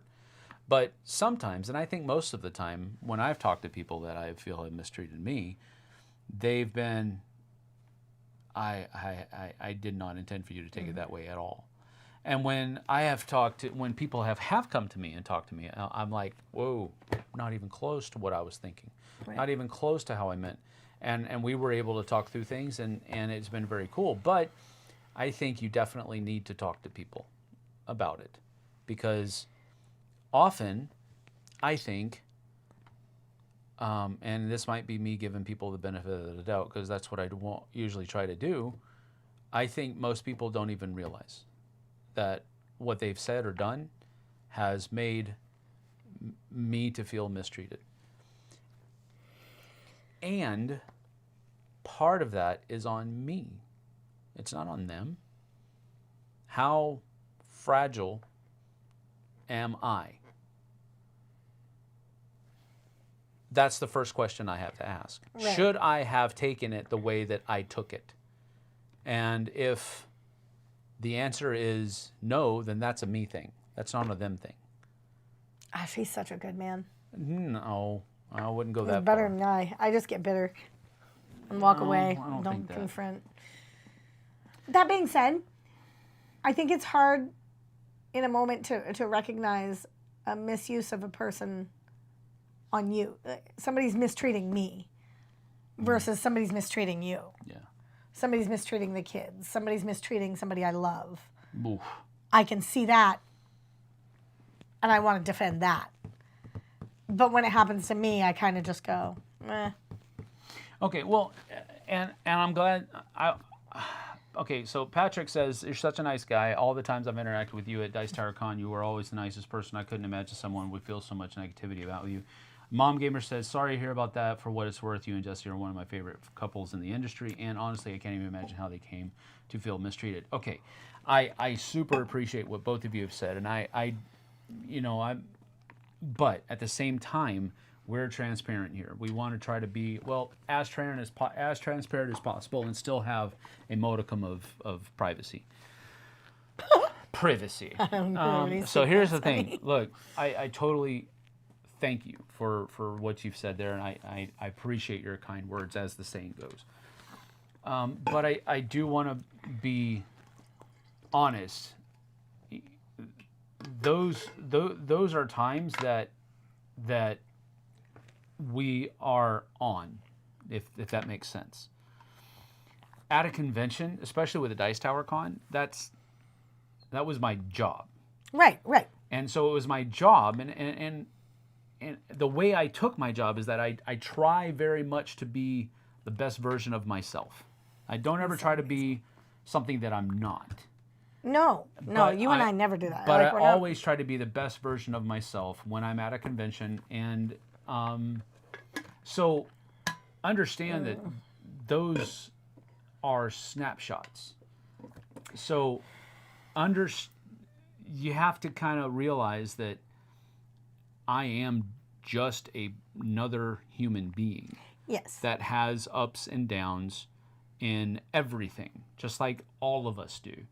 So I am not always that super nice person that you met at Dice Tower Convention. I'm not always that super nice person that you see on Q&As. I have my downfalls, and I have my... so it's very possible that I've said or done something when I didn't,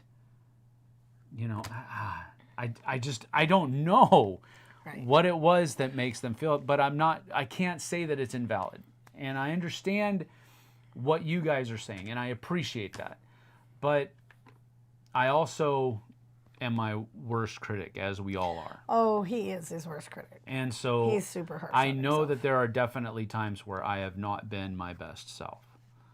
And I just don't know which of those times, or which one of those times, this person has grabbed onto. So I can't say that what they're feeling isn't valid. I can't say that. I just wish I knew what it was, so that I could I'm sure I've upset many people. I've had friends leave me. Yeah. So I must have done something. Sure. But again, how much of that, and again, this is just reflective, it's not accusatory, how much of that was on their end of things? And how much of it was something well, it's a friendship. They have to be, either way. It doesn't have to be. I know. It's, you can't control I've been how hurt. somebody I've been reacts. misused by people. Yeah. And I kind of just go, all right, whatever. This is something that I've been thinking about a lot lately, and that's the word love. When we use the word love, what do we mean? Because we use the word love a lot. I love this game. I love mashed potatoes. I love mashed potatoes. Is that the same as I love my wife? Is that the same? Because it's the same word. Do you mean the same thing? You love your wife like you love mashed potatoes? Or you love a board game? That's what I've been thinking about a lot lately. And part of being a good person is loving your fellow man.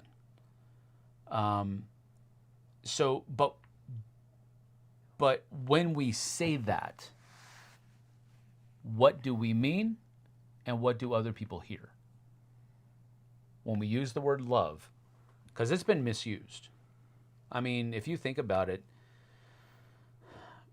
going all the way back to the 60s, and the whole love culture that kind of sprouted up back in the 60s and the end of the 50s, ever since then, the word love has really been abused to mean a lot of different things that it probably shouldn't. So that's just something I've been thinking about lately. And I think, there's been some talk about the golden rule and the platinum rule. Have you heard of the platinum rule? No. Yeah, this is something new, I think. The golden rule is now perceived as being a selfish motivation. Because you're supposed to treat others as you want to be treated. Right. But now they're saying that the platinum rule is you should treat people the way that they want to be treated. The problem with that is that I don't know how they want to be treated unless they tell me. And I can't be somebody I'm not. Exactly. So this is the kind of stuff that I've been thinking about lately. I don't know what goes on at Sam's mind at night. Mine, I close my eyes, I go to sleep. He clearly sits and thinks and ponders the word love for hours. No, it's not that. Revenant 2023 is here. Hey, Sam, Jessie, and Chad. Hello. Hi. Good to have you here.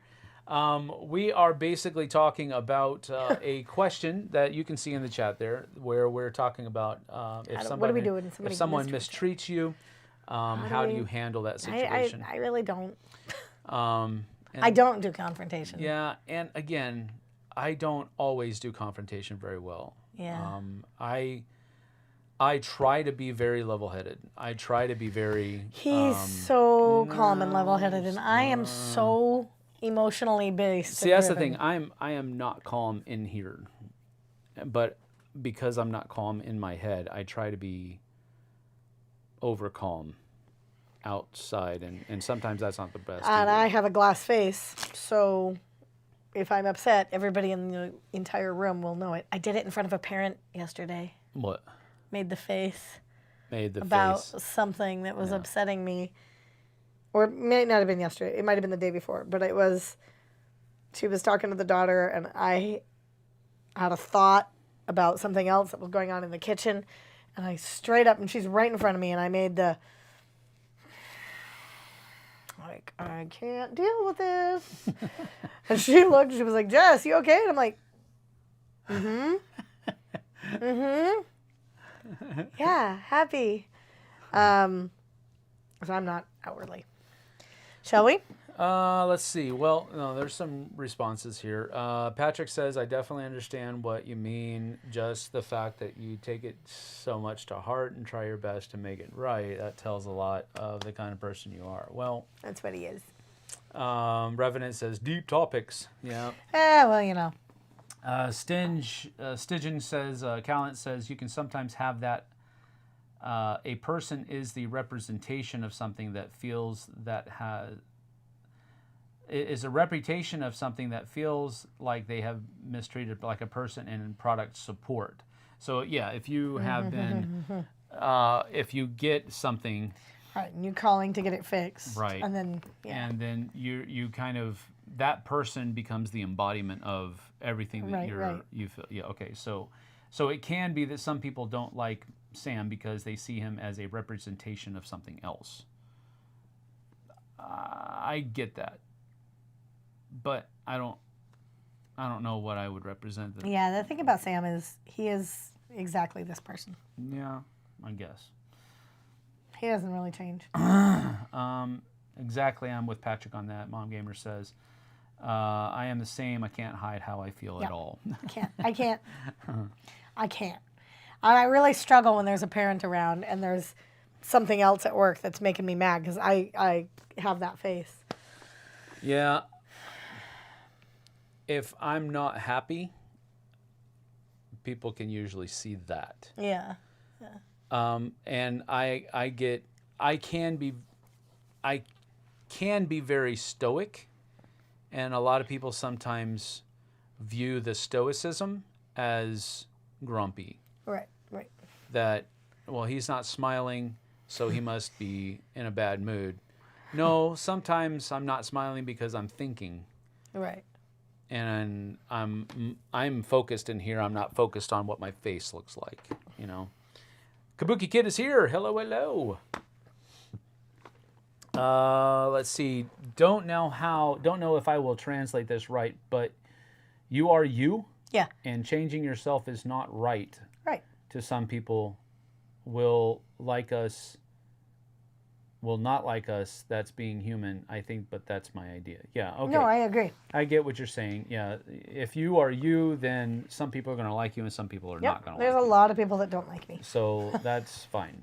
You don't want to offend anyone. I don't want to offend people at all. And I think that's, I don't know. I think that's part of what might be going wrong with society. We have too many people that don't care about offending somebody else now. True. So anyway, late to the party, Kabuki Kid said, "Hey chat gang, no problem. Thank you for being here. Appreciate that, Kabuki. Just a bunch of hello, hello, hello. Maybe from the time of Mythic games? Yeah, but see, that's the thing. I was super, because I was representing Mythic at that point. I was even, now Whatever there were you some did. times, there were some times where I saw what was going on behind the curtain. And other people didn't. But when something happened, and when I say I saw what was going on behind the curtain, No, I that meant makes sense. Maybe- I mean I saw everything that the company was trying to do and how they were trying to do it right, and then people would automatically assume that things were not being done right, and that there was some type of impropriety going on. And maybe during that time, maybe he was a backer or something and felt that, and you were on one of these, defending something like that. Maybe that that could is, be. but I don't know. I have no idea. Hope all is well. I must have missed something. Well, We got all off topic. okay, We got to get Sam back on topic. We didn't, Games. we didn't get back on. We didn't get off topic. That was a didn't. question. It was a community. It was a That's what question we love. that Mom Gamer brought up about how, if somebody has mistreated you, how do you handle that? And we took that about as far down the road as I think we Right. can. I think we got to stop talking about So- that. You can go back and watch everything, Kabuki. It'll Don't be do it. all good. You got to be you, not what everyone else expects. Exactly, and that's what I try to do. That's me. You guys, So if you meet me in Wenatchee, I am this person. that's very true. If you meet Sam in Wenatchee, you happen to walk into him at Fred Meyer, he is the same.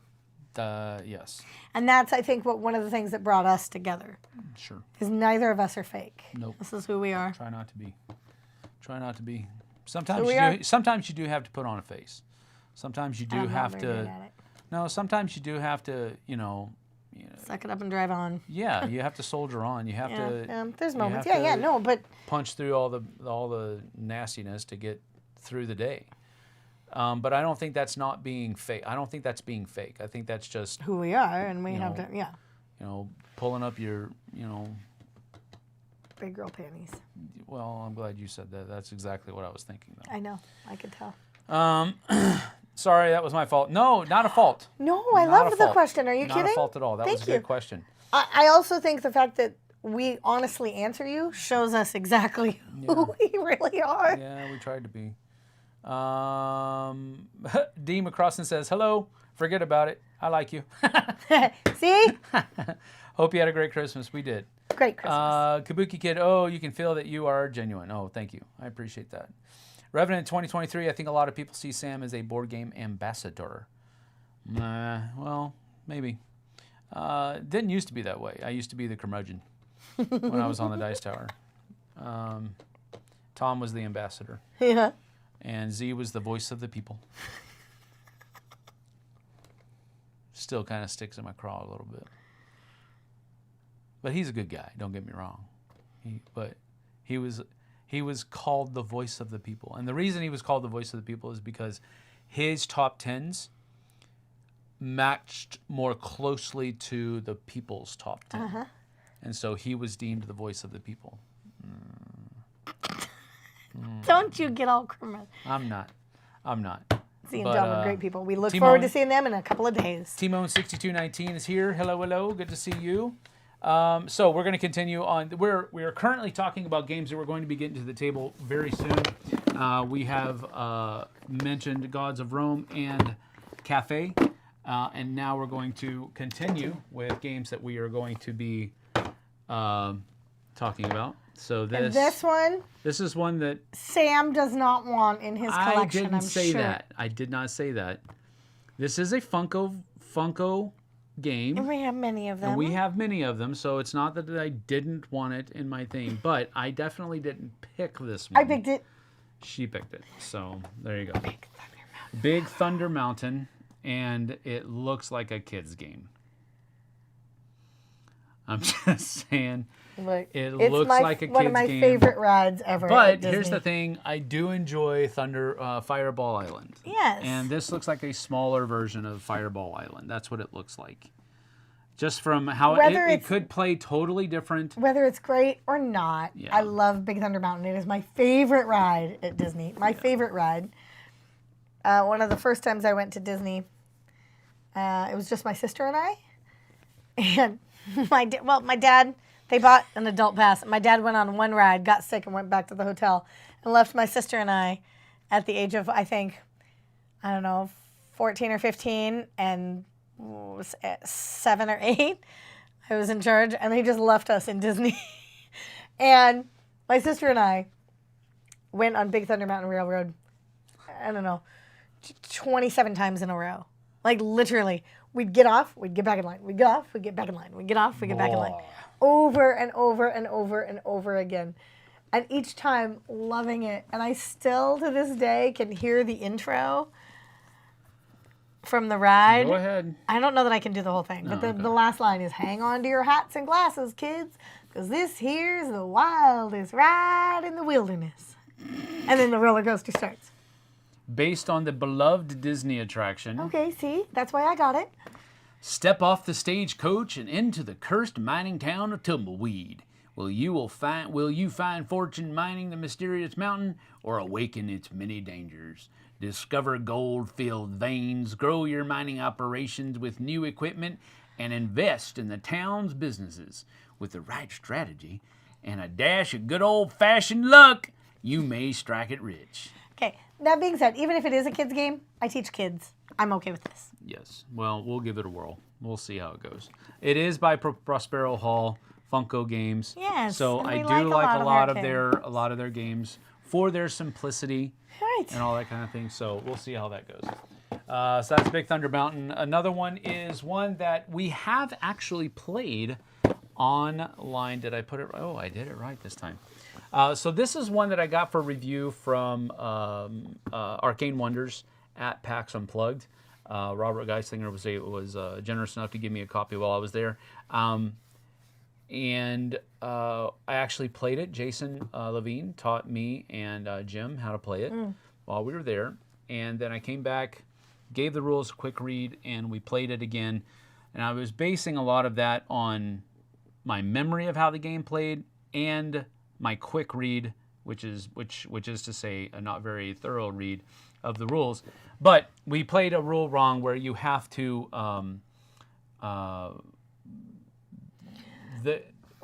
when you place a building, the buildings they have to attach to the same color or a road. Yes. And we put buildings next to buildings. Yes. So even here, like say this one right here is connected to that one right there. Right. So, but this one's connected to that road. This one's connected to the road. This one's connected to the road. So we did mess up a bit, but I liked it. It was fun. No, yeah, it's got a really great table appeal. Again, I'm huge on that. Super fun. And it's really cool spatial organization, tile placement. I loved the wooden miniatures of all these things. That was the coolest. All the world wonders. That was super cool. The Great Wall, the Acropolis, Lighthouse of Alexandria, yeah, I mean, it was so cool. Yep. And I like these kind of, what do you call this kind of game? Tile placement. Really? Yeah, it's tile placement. That's what it is. You're taking a tile and you're placing it on the board. Spatial organization is another term that I give to it. It has a very my island or my city, which is some of my favorites. Because it has that same kind of vibe. Everybody has that kind of same template that they're using. They do have one side is you have a lake in the middle, and all of the player boards are the same. The other side you have a river, but the trajectory of the river is different for all of the different sides, so you can play on either side of the player board. It's a really fun game. I liked though. it. It was fun. So this is going to get back to the table so we can play it for that. properly. Because we did mess up, but we will fix it again. But the way we messed up doesn't really change how the game plays. It does change how you play the game, right? If that makes sense. Probably doesn't, because it pretty much said the same said thing, the same but thing I with meant two added a different things comma. with it. So that is one that we're going to get back to the table here pretty soon. And then this is one. much heavier than I thought it would be. Yeah. Can't lift that one up with one hand. This is one that I have played twice now, but both of them have been two-player. It's heavy. With JT. We played one live at Calgary Tabletop Day, Tabletop Game Day, and then we played it the night before as we were learning it. This is also a 20-year-old game. Also, Reiner Knizia. And this is the 20th anniversary edition that Alley Cat Games put out with Vincent Dutrade's artwork and upgraded components and a few extra expansions and promos that are added into it. It's basically the deluxe 20th anniversary edition that came out at Essen, and it is very fun. I believe this made, if I remember correctly, this made JT's top 10 of 2023. I think so. And I made mine as well, I believe. And we were both kind of apprehensive about adding it because it's actually a 20-year-old game. Right. But we were both like, nope, we're going to add it because it came out in 2023. Right. It's a new version of the game. version of the same game So we're going to play. we definitely did it. So there is that. So we have a lot of things coming up. Yes. Yeah, we have some cool things coming up pretty soon. Let's see. Prospero Hall has made some good stuff. That is true. Mom Gamer said that Amon Ray sold out. Maybe it was. Oh, World Wonders sold out fast at Essen. Okay. There you go. In riddles, Sam speaks. That's because I said the same thing twice. Anyway, played this one 4-player. It has been years, so I played the older version. Of Amon Ray. Amon Ray, yeah. I thought this was a reprinting. It is. It is. Not just a reprinting, though. The word reprint doesn't really do it justice. They've actually added some new stuff into it, I believe. I could be wrong. Revamped? I think a second edition would be a better. Now, some second editions are just reprints, but this is a newer edition, has some stuff added to it. I think I just saw new art. I think just new art. Don't know if anything really changed otherwise. Yeah, I'm not absolutely sure. I didn't have a whole lot of. I did play the original version, but it was so long ago that not exactly 20 years ago. I don't think we were actually doing it then, but not too. We played Amon Ray after it had come out already, not when it was brand new. Got it.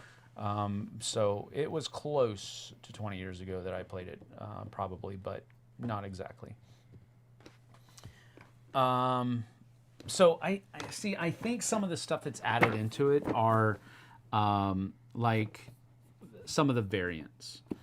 So you have an officials variant. You also have some other, like you can actually build the pyramid that your person is going to be buried in and all that kind of stuff. So I think there are new things in it, but I don't know exactly what new things are in it because I don't remember from the old version. So I haven't done that research yet. But last time I was playing Amon Ray, Bonacore showed up and ran over and praised the game. It's one of his favorites. Well, that's Bonacore. That's Bonacore being Bonacore. But, okay, we are at our 2-hour mark. So, let's go ahead and do our lightning round. Lightning round where you give us 2 options. And we have to pick 1 or 2. But we also have the option of giving you a third, more viable option according to our opinion. of the issue. It's one of it at a mutual friend's house. Oh, Kubiki was at a mutual friend's house. What? Polar bear plunge. Hot tub with 20 people you don't know. Human soup. Polar bear plunge. That's disgusting. Staying home is my third option, my viable option. Yes. Sam does not like hot tubs. Hot tubs are disgusting. Now, here's the thing. If you're the first person to get to the hot tub in the morning, no problem. No problem whatsoever. But if you are there and that hot tub has been running all day long and you step into it, you are stepping into everybody else's junk. It's disgusting. It's literally a human soup. I want to get a hot tub out in the back. Well, that's different as well It's because just that's our family, us. yeah. But a public hot tub, disgusting. Disgusting. I've done it once in San Antonio when we were at visiting my aunt. I've done it another time here when we were visiting your mom and dad. Right, the hot tub there. But there was nobody there. Right, right. And there had been nobody there. Didn't you go in the hot tub when we went to the water park, the indoor water park? No, You I did didn't. not. Because I would not. Because it was outside. That though, was too. jam. No, it's not because it was outside. I looked over there, and there were 20 people in there. And you won't do the one at the water park up in Chelan either. No. Negative. That is disgusting. Because all that hot water is getting all those germs and it's like bubbly, frothy, and if you look at it, it's So you're going to nasty. choose polar bear plunge. No, I said stay home. That is my third more viable option. I will stay here and not get sick with everybody else's nastiness. No, we won't get sick. It'll help our boost our immune system That's before we disgusting. go on the cruise. Grab a ladle, she says. That's nasty. That's so bad. That was back at a friend's house. She said back when he lived in New Jersey. Nice. Sam is correct, of course. Stay home. Yes. I heard a joke the other day that you never see a line for the bathroom at a water park. Ew. It's disgusting. Revenant 2023 says, I agree 100% with Sam. You guys need to step out of your zone. No. If my zone keeps me out of a human soup, I'm good. I will stay firmly within my zone. All right. So that was our first lightning round, and she asked it. So I'm out. what is the next lightning round? What is the next lightning round question? We have some people asking. Well, we have nobody asking lightning round questions, and if that's the case, that is absolutely fine. No Peace worries out. We at will all. go. I know we do this a lot, so We've probably answered all of your questions forever. yep, that is absolutely true. Horror movies or comedies? Comedy. Yeah, that was everything. I will usually say comedies as well. I don't shy away from all horror movies, but a thriller is about as far down the horrified road that I want to go as far as movies are concerned. Nope. With that being said, we went to go see Godzilla -1 last night, and that was an amazing movie. But before we got to that, you were in the bathroom, so you didn't see this. Oh. They had a trailer for a new movie coming out called Night Swim. Oh, I saw the poster up for it. And- No. The trailer was super horrific and super, like, I have no desire to go see that movie at all. No. Because I actually probably want to go swimming in a pool at some point in the near future. Now I don't. Now, if I watch that movie, I will not. No. And I will never go near a pool filter ever again. That's how creepy this trailer was. I was like, Wow. hard pass. Absolutely not. No. I saw the no. poster in the lobby, And I went, nope. It was like Poltergeist, but not the TV. The pool is where they're coming from. Oh, no. And I'm like, no, thank you. Because I saw Poltergeist 2, where the pool was kind of, even in the first one, there was that scene where... Greenish. Yeah, no, that's not okay. All right, so comedy definitely for both of us there. Netflix or YouTube? If we're just watching stuff. We're going to go with Netflix. Probably Netflix. Right now we're watching SWAT. Unless I'm watching Sam's channel. Sure. Right now we're watching SWAT on Netflix. That's the one thing that we're really watching on SWAT. We did watch that Walk Away from the World or something like that. Movie. With Julia Roberts. That was a good one. We watched that on Netflix recently, but more often than not, if we're watching Netflix, it's SWAT, where they have like 6 or 7 seasons, and we're like 4 seasons in. I'm sure it's terrible, but we love it. I love it. Yeah, it's not riveting. Sam just sits next to me. No, I enjoy it. I enjoy those kinds of shows. I wonder sometimes how accurate. I'm sure they're not. I'm sure they're not. But I have a great time enjoying it. Yeah. So. Comedy or drama? Whoa, wait, stop. PG-13 action movies or rated R? So PG-13 or rated R action movies? I'm gonna go with probably PG-13. Just because I think we run the risk of a boob shot. The last couple of times we've gone to a rated R, we went to Oppenheimer, which is rated R. Yeah. And I was like, why is this rated R? And I should have done more research. Gratuitous but there's naked scene. There's like 2 gratuitous naked scenes that are absolutely unnecessary for the story of Dr. Oppenheimer. You could have told all of those details without the boobies. And it would have been a PG-13 movie. Right. Because I get that, dropping the nuclear bomb on, that's weighty material. Topic, yeah. So that's probably PG-13 at best. If you want to get graphic about the destructive effects of an atom bomb or a nuclear bomb, then yes, you could probably definitely get into the R-rated, which is why I didn't do the research. Right, you thought, because I was like, it's about dropping the bomb on somebody.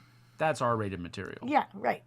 If you're going to get graphic with it, which I can see them doing. Yeah, the last couple rated R movies we've gone to as a family, there's always a gratuitous naked person.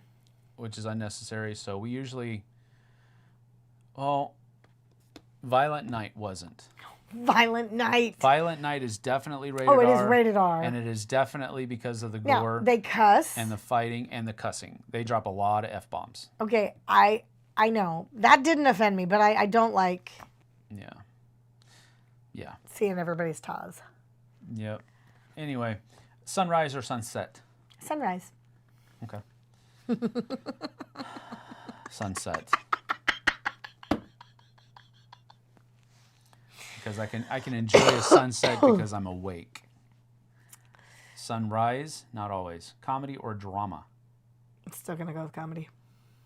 Yeah, me too. Because dramas can be on the other side. Serious. Oh, I want to see the new Godzilla. You should. Oh, it was so good. You should. It was so good. I will say this: you got to be able to read subtitles, because it is in Japanese, and you have to read a lot of subtitles. But it wasn't super fast. No, it wasn't. It wasn't. It was. It was paced well. Yeah, sometimes I watch well a movie with captioning, and you're like, oh, I can't keep up. This was paced well. I watched Beau is Afraid the other day. Holy bonkers movie. I dug it, though. Totally like a demented dream. Oof. I don't even know what that is, but that sounds scary. I'm going to look into it. Music or podcast? Music. Yep, I have a hard time listening. I don't even like talk radio most of the time. But if I'm in the car, I'm usually listening to music. Gothic Beverage, you have 2 options for a flight. Either you have to row... Either you have the row to yourself, but have multiple connecting flights, or one flight, but you are in the middle seat with 2 strangers on either side of you. Both are pretty terrible choices. because of the multiple stops, multiple connections? Yeah, I don't like, because I'm more apt. I would probably say sit next to two people I don't know. Yeah, I probably would go that route as well. I like the direct flights. Non-stops are where I usually want to go. But at the same time, I don't mind connecting flights as long as I'm not like a 4-hour connection. If it's like 45 minutes to an hour, that's perfect. And I don't mind doing that. I would rather sit and just sit. Watched Cobwebs last night on Hulu. Surprised how much we enjoyed it. Horror movie, Cobwebs. Oof, nope. I don't even like the name. Leave the World Behind. I like That's that what it too. was, yeah. I'm more of a movie person than a series person. Series or movies, she follows. Probably movies. I, We don't really watch a lot of TV series. but when I watch series, I think I enjoy them more because it takes longer. Right. It builds longer, Right. and so you can think about everything that's being built. So I'm kind of could in the go either same. way. I also like movies that have multiple parts in them. So Right. like I'm really looking forward to Dune Part 2. And she loves Dune. She doesn't. I'm really looking forward to Dune Part 2. Matrix and I'm Tron. really Dune and Matrix and Tron. All three of those will put me to sleep within about 2 minutes. I'm really hoping that Sting is in Dune Part 2 somewhere. Sting played Fade in the original theatrical version, and he did a very good job. And they've got the dude who played Elvis as Fade, and he looks the part. He looks like super creepy. But I hope Sting is in there somewhere, just as a nod. I don't know. We'll see. Speak all languages or talk to all animals. Languages. I don't want to know what animals think. I would love to be able to talk to animals. I am the voice of our animals. He is the voice of our animals. I have a voice for Strider. I have a voice for Max. I would love to be able to talk to animals. I would love that. I think I would love it. Baked potatoes or mashed potatoes? Both. I'm more of a mashed potatoes guy. No, I'm sorry. Baked potatoes. Why did I say that? I'm more of a baked potatoes guy. I like baked baked but I don't potatoes. eat potatoes very much anymore because they're so carby. I would probably go baked potatoes because then it implies more butter. Zexto, no car or no mobile phone? I have to go to work. Well, yeah. But here's the thing. Do you spend more money on... I mean, I could take the bus. Yeah, you could take the bus. Could you do without your mobile phone the way you could do without a car, though? I don't think so. I don't know. I would say... Boy, that's a pretty sad state of our society that we can't... Well, I mean, I it's not that we really can't. want to say no car. We I wanna know say that no we can phone definitely because survive. We know we can survive without a phone. This is, in all honesty, this is not a need. Right. That's what I was just saying. So we it has know to that be we no can phone. survive without it. I can survive without my phone. I can't. It's But harder can for me we to get survive without it in our current society? I think so. Because we could take, well, let's take a look at the cruise coming up in a couple of weeks. Mm-hmm. We're not going to have cell phone reception. The kids are going to, like, are they actually going to? The kids aren't. You're going to buy them the package? No, I said the kids aren't. Right. No, you and I know. I think we're the we adults. will, we can have it. I'm just saying. That's I what know. I'm saying. You know. But I mean, in all honesty, if I have to be subjective, this is literally superfluous. This is a extra. My car gets me to and from work, gets me to groceries. Oh, that's a good one. What'd you Power to teleport or time travel. Teleport. I don't. There are some amazing moments in the past that I would love to see and be part of. But I don't really want to know what happens in my future. And I don't want to ever get stuck in a time travel wormhole of something and I can't get out and I'm stuck here or something. So I'm going to go teleport because then I could just go visit. We could go visit UKGE. Yeah. We could just hang out and go to UKGE and then just come back. Yeah, I would do a teleport as well. I don't want to go in the past. What is your favorite Muppet? I don't have a favorite Muppet. What? You don't have a favorite one? No. Well, I have two. I have Kermit, Kermit, and Animal. Kermit, I used to have a Kermit. Don't just turn your head for a minute. I had a Kermit stuffed animal that was, it was classic Kermit, and he had a little sound box in him, and if you opened his mouth, he would sing. But if you reached your hand up, Jim Henson style, when Jim Henson would get mad at Kermit, Kermit would be doing something, and Jim Henson would reach his other hand up and grab a hold of Kermit's mouth. And Kermit would go, Mm-hmm. So my stuffed animal, you could hold his mouth closed and he would keep singing. I love Kermit. I love Kermit. I love Animal. Animal's so cute. There's the Bohemian Rhapsody. Now we're going to talk about Muppets for a minute. The Bohemian Rhapsody with the Muppets, you should watch. It's great. Makes Dante cry. Like, it made him cry for years. Because Animal came out and they go, Mama, he goes, Mama? Mama? Mama? It's like,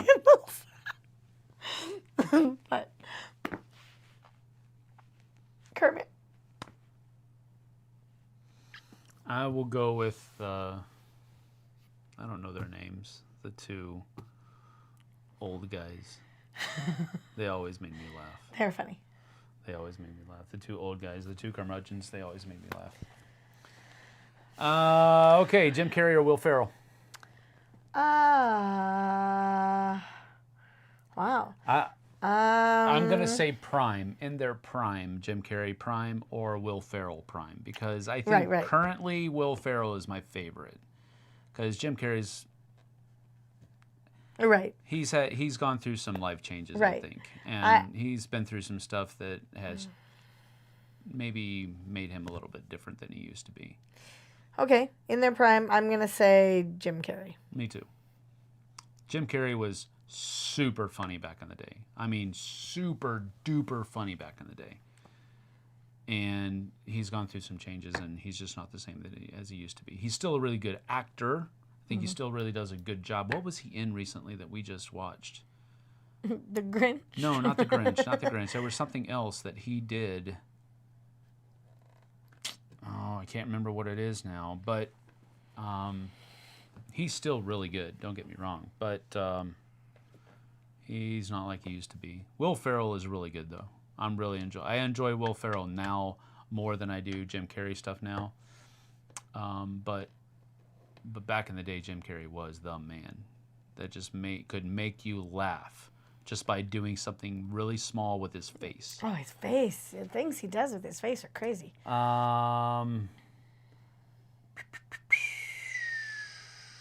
Just read or something during the... I don't know. I don't know what that means. More scared of snakes or spiders? Spiders. I don't know. Spiders have too many legs. I don't really have a fear of either. Doubtful you will see Sting. Yeah, well, you know. I mean, a cameo from Sting would be very expensive. So I could see how that would be restrictive. Let's see here. Pinball or arcade machines? As in arcade machines are video machines? Like video arcades. Like Pac-Man. Yeah. Or pinball. I'm going to go arcade. Yeah, me too. I'm not a good pinball person. I was never really big on pinball machines. I mean, they're fun, don't get me wrong. I super love them, but I'm not very good. Let's see here. Board Game Geek building has a room full of pinball machines. No board games for a month or no TV for a month? Well, you have to answer. I would go with no TV for a month. I would also go Hands for the down. TV. Because it's about family connections Yep. and moments where I get to spend time with just my family and the kids and my husband. Animal, hands down. Everybody loves Animal. Animal. Statler and Waldorf. Yes. Yeah, that's what it was. The balcony dudes. Yeah, Yep. that's what I was talking about. It's hard to find friends to play here in the Philippines. I wanted to play my Tamashi. Tamashi is a good game. That's one that JT and I played online. We made a small error about firing off the different abilities, but we really enjoyed it. Skydiving or climb Everest? Oof, neither. No, he says we have to choose one. All right, I guess I'll get my butt in shape and climb Everest. I don't want to jump out of an airplane. I have no desire. If you climb Everest and it kills you, it is a slow death. If you skydive and something goes wrong, you're dead quickly. I will choose skydiving. Okay. I will choose it You just to be with freeze him. to death at Mount Everest. You freeze to death. No, thank you. Well, then I'll choose skydiving just so I can be with him. I'm not doing either. I don't have the physical ability to climb Everest. Kabuki Kid says she'd choose to do skydiving before climbing Everest. Amusingly, my favorite Jim Carrey stuff is more serious stuff like Truman Show and Eternal Sunshine of the Spotless Mind. See, the Truman Show I really enjoyed because it was kind of a mixture of drama and comedy. He still had a lot of his comedy in that, but it was dramatically fueled and it wasn't just comedy. Right. So I really enjoyed Truman Show because it was kind of a mixture. I thought that was one of his best performances.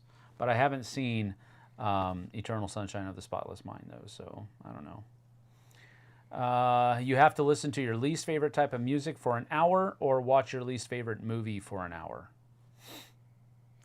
Well, I'd choose the least favorite movie because I'd fall asleep. My body would just shut down. No, and I would you fall have asleep. to watch it for I an would hour. fall asleep. I would go with my least favorite type of music. I don't think I would listen to my least favorite. I don't think I could do it for an hour. I would either walk out or just turn it off. Right, so it's like opera or something. Well, no, I don't mind opera. I don't mind opera at all. Jazz is my least favorite. It's a problem because everybody in this family loves jazz. No, Dante loves jazz. And Daphne. Yeah, but she's stuck on like movies and movie soundtracks. Jazz vocals. She's all in on jazz vocals. Jazz vocals is the worst. She listed jazz as her favorite type of music. I know that. And I'm pretty sure it's because she doesn't think about what she says sometimes. I think she likes jazz. How many times have you heard her listening to jazz? All the time. All the time in her room. Look, I can bring it up on her playlist of what's being played in there. Please don't. It's all jazz. Blech. I could not listen to jazz for an hour. Really? It's But yet he goes to the jazz concerts. and it's literally like fingers on a chalkboard. Now again, a lot of that is because we're talking about.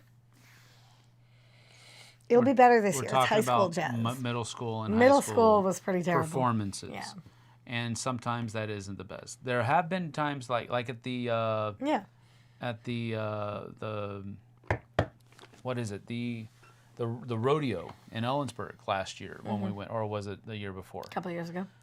They had a jazz band, and I enjoyed that because it was professional musicians. But I enjoyed it just for I like live performances. Oh, I love live music. Much better than listening to just music. Like if I could just watch live performances of almost all of the music that I enjoy listening to, I'd be happy. I don't like listening to live performances because they're not always like what you're used to listening to. But if I can watch them, that's a lot better. But yeah, middle school and high school jazz band performances, literally fingernails on a chalkboard for me. I mean, it's like, why is the drummer not in time? The drummer is supposed to be the one person. That was not jazz band. But it was. He was the same dude. Yeah, but that was not a jazz band. It was the same dude for band, and it was the same dude for jazz. And I'm like, this kid could not pull a rhythm out of a paper bag, let alone make a rhythm that he's supposed to be leading the entire band with. He was leading the orchestra for Christmas music. Down the wrong path. Christmas music in a lobby as people are coming in for the Nutcracker. And Aiden's got his cello, and the drummer is like playing his own thing. I know Kabuki. Kabuki says jazz drummers are sometimes the best drummers there are. Look at him. You made him make the face. I do not agree. I do not agree. I understand syncopation. I understand all of the different stuff, and I understand all the technical stuff that goes there. It's just not pleasurable to listen to for me.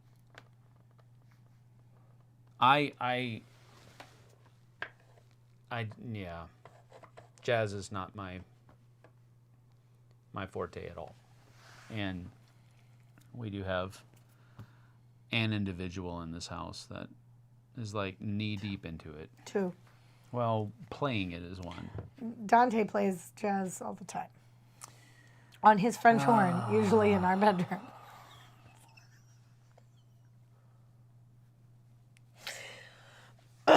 And Sam, he's okay, that being said, he's ramping up. He has a big solo competition. He got recognized into a state solo competition, and that's January 27th, so he's practicing a lot for that.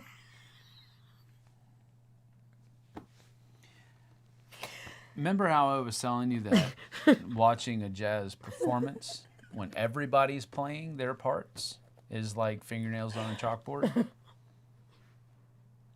Listening to just one of those persons practice their part of that group is like ice picks under my fingernails. So he wants to practice tonight after the live. So you'll need to go somewhere. We're going somewhere. We will fabricate some Sam kind will of intentionally thing leave that the needs house. to happen. That doesn't really need to happen, but it needs to happen now. Well, it doesn't. Because I do have that something we have to is do. like, because it's so loud. And I know drums are probably worse. But see, with a guitar, you have an amplifier. Or you can just play the guitar in a room, and if you walk out of that room, nobody can really hear you. But if you're playing a French horn, the entire house hears you. I don't mind. You go outside. It's not I that can bad. still hear you. Stop. Oh, yes. No, It's not that we bad. walk up to the house, and I can hear him practicing. Yes, we can hear when he's practicing when we walk up to the house. Carry on, boy. We got to wrap this up. There are. There are a lot of flavors of jazz, mind you. I know. The middle school and high school flavors, The middle school one was hard. The high school one was better. You have to either sing in public or dance in public. Which would you choose? Singing. Dancing. QA show or a playthrough? Well, our focus would be clearly we want to play games. I would say. But I love these moments. These are my favorite moments of the whole week. I enjoy this. I think I like them both. And that'll be my third option because I enjoy the playthrough because I enjoy the instructive game, the guidance that you can give. And sometimes I mess up and guide you the wrong way. But generally speaking, I usually give you a good feel for how the game plays. So I like playthroughs, but I also like Q&As like this as well. I love our Q&As. You probably just don't like freeform jazz.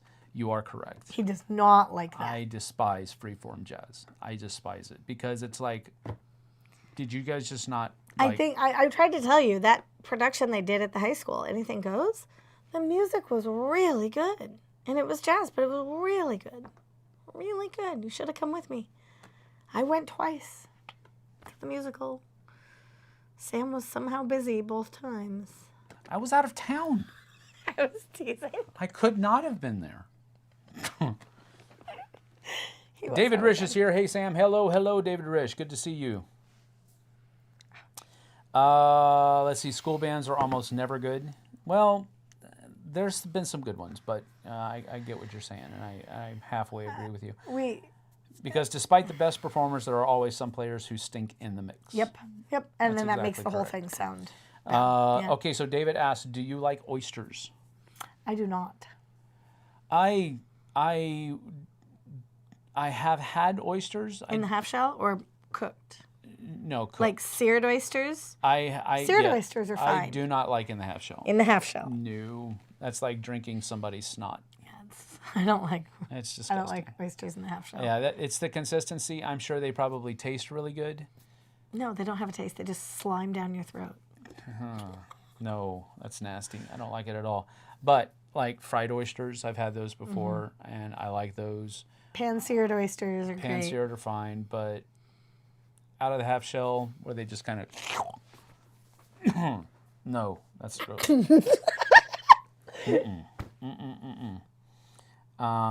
That would be my weight loss program. You have an oyster diet. Here you No, go. thank you.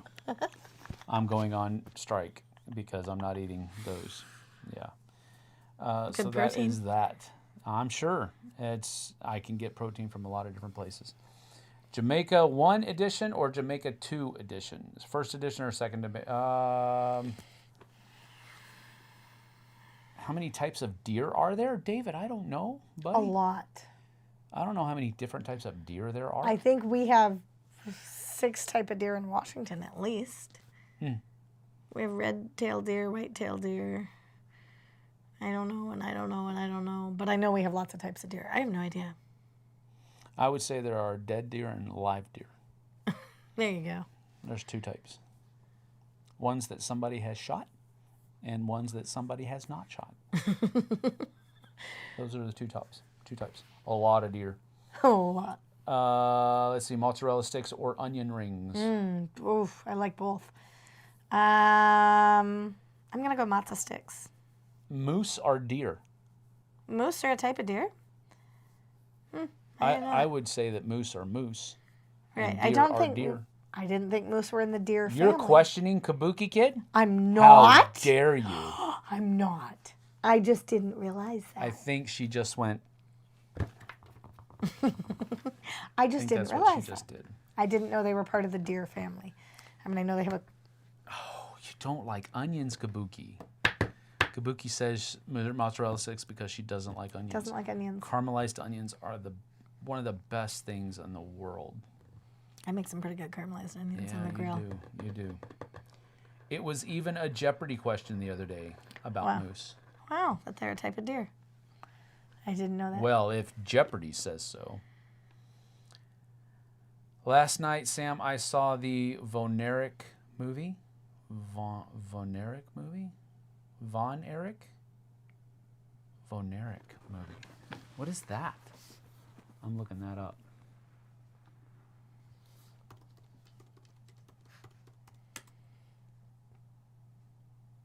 Oh, Iron Claw. Got it. Von Erich. Okay, Von Erich brothers. Gotcha. Understood.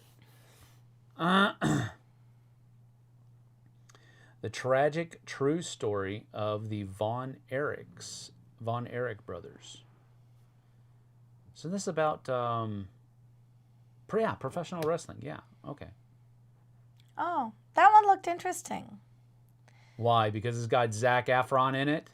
I'm not 12. Like a totally ripped Zac Efron. I wouldn't be able to pin him out of a mugshot. Yeah, you would. No, I wouldn't. High School Musical. Never watched it. Liar. Nope. Baywatch. Nope.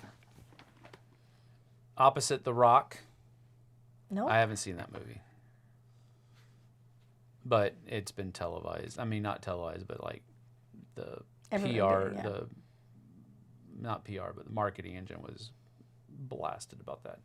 I had seen some of those things, and I just didn't realize what it was. Preview. I think we saw a trailer for it or something, and I said, "Oh, that looked interesting." Yeah. But like I'm 12. Come on. there are people who are not 12 who can definitely pick Zac Efron out of a. I don't think I could. I really. But, yeah. Wasn't he in a Disney series like 100 years ago? High School Musical. Yeah, no, besides that, he was in like a show. Wasn't he in one of the Disney shows? I'm sure he started off on like the Mickey Mouse Club Mickey Mouse Club or something like that way back. Anyway, all right. Well, I think we're going to get out of here. Wow, 2 hours and 40 minutes. Holy biscuits, we talked too long. I'm so sorry. We didn't talk too long, but we talked long. We talked long. Jessie, what's your favorite snack? We already answered this. Apple. I'm going to go with popcorn and apples. Popcorn and apples. Not together. That would be weird. A gateway gamer runs through. Does Jessie think I'm board game garbage? Not at all. No, this is the guy I know. I remember that. Yeah, that was the thing. No. Okay, well, that's it. Mom Gamer answered David for you, says popcorn. Nice. Thanks, Mom Gamer. Felt like everyone started on the Mickey Mouse Club. Yep. Yeah, much. Right? Like everyone on the Disney thing started there, so. Yeah. Good to see you, Barry. Good. Thank you for joining us. We appreciate it, buddy. We're about to close it out, though. Yeah. Because we've been here for 2 hours and 4. Well, no, actually, it's about 2.5 hours. We did come on late. We came on late. We're actually at about 2 hours and 25 minutes is what we are. Still. Now. Sorry about that. We went over. But thank you for hanging out with us. Yep. Thank you very much. We appreciate it. We had a good time. This wiped away a lot of the nastiness that I had from all of the stupid camera crap that happened earlier. So thank you for that. We hope you have a great New Year's Eve. And we wish you nothing but best in the next year. Happy New Year. Yeah, absolutely. Thanks. This was fun. Have a great New Year. Happy New Year, everybody. Thank you for joining us. We appreciate it. We will. So what are you doing?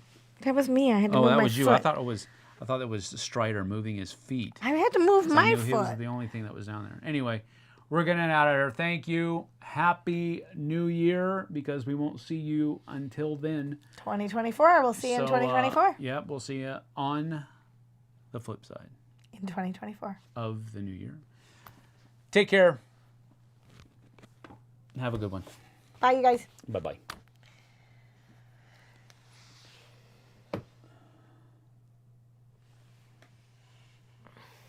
We can go for a walk. Or you could stay and listen to the French horn.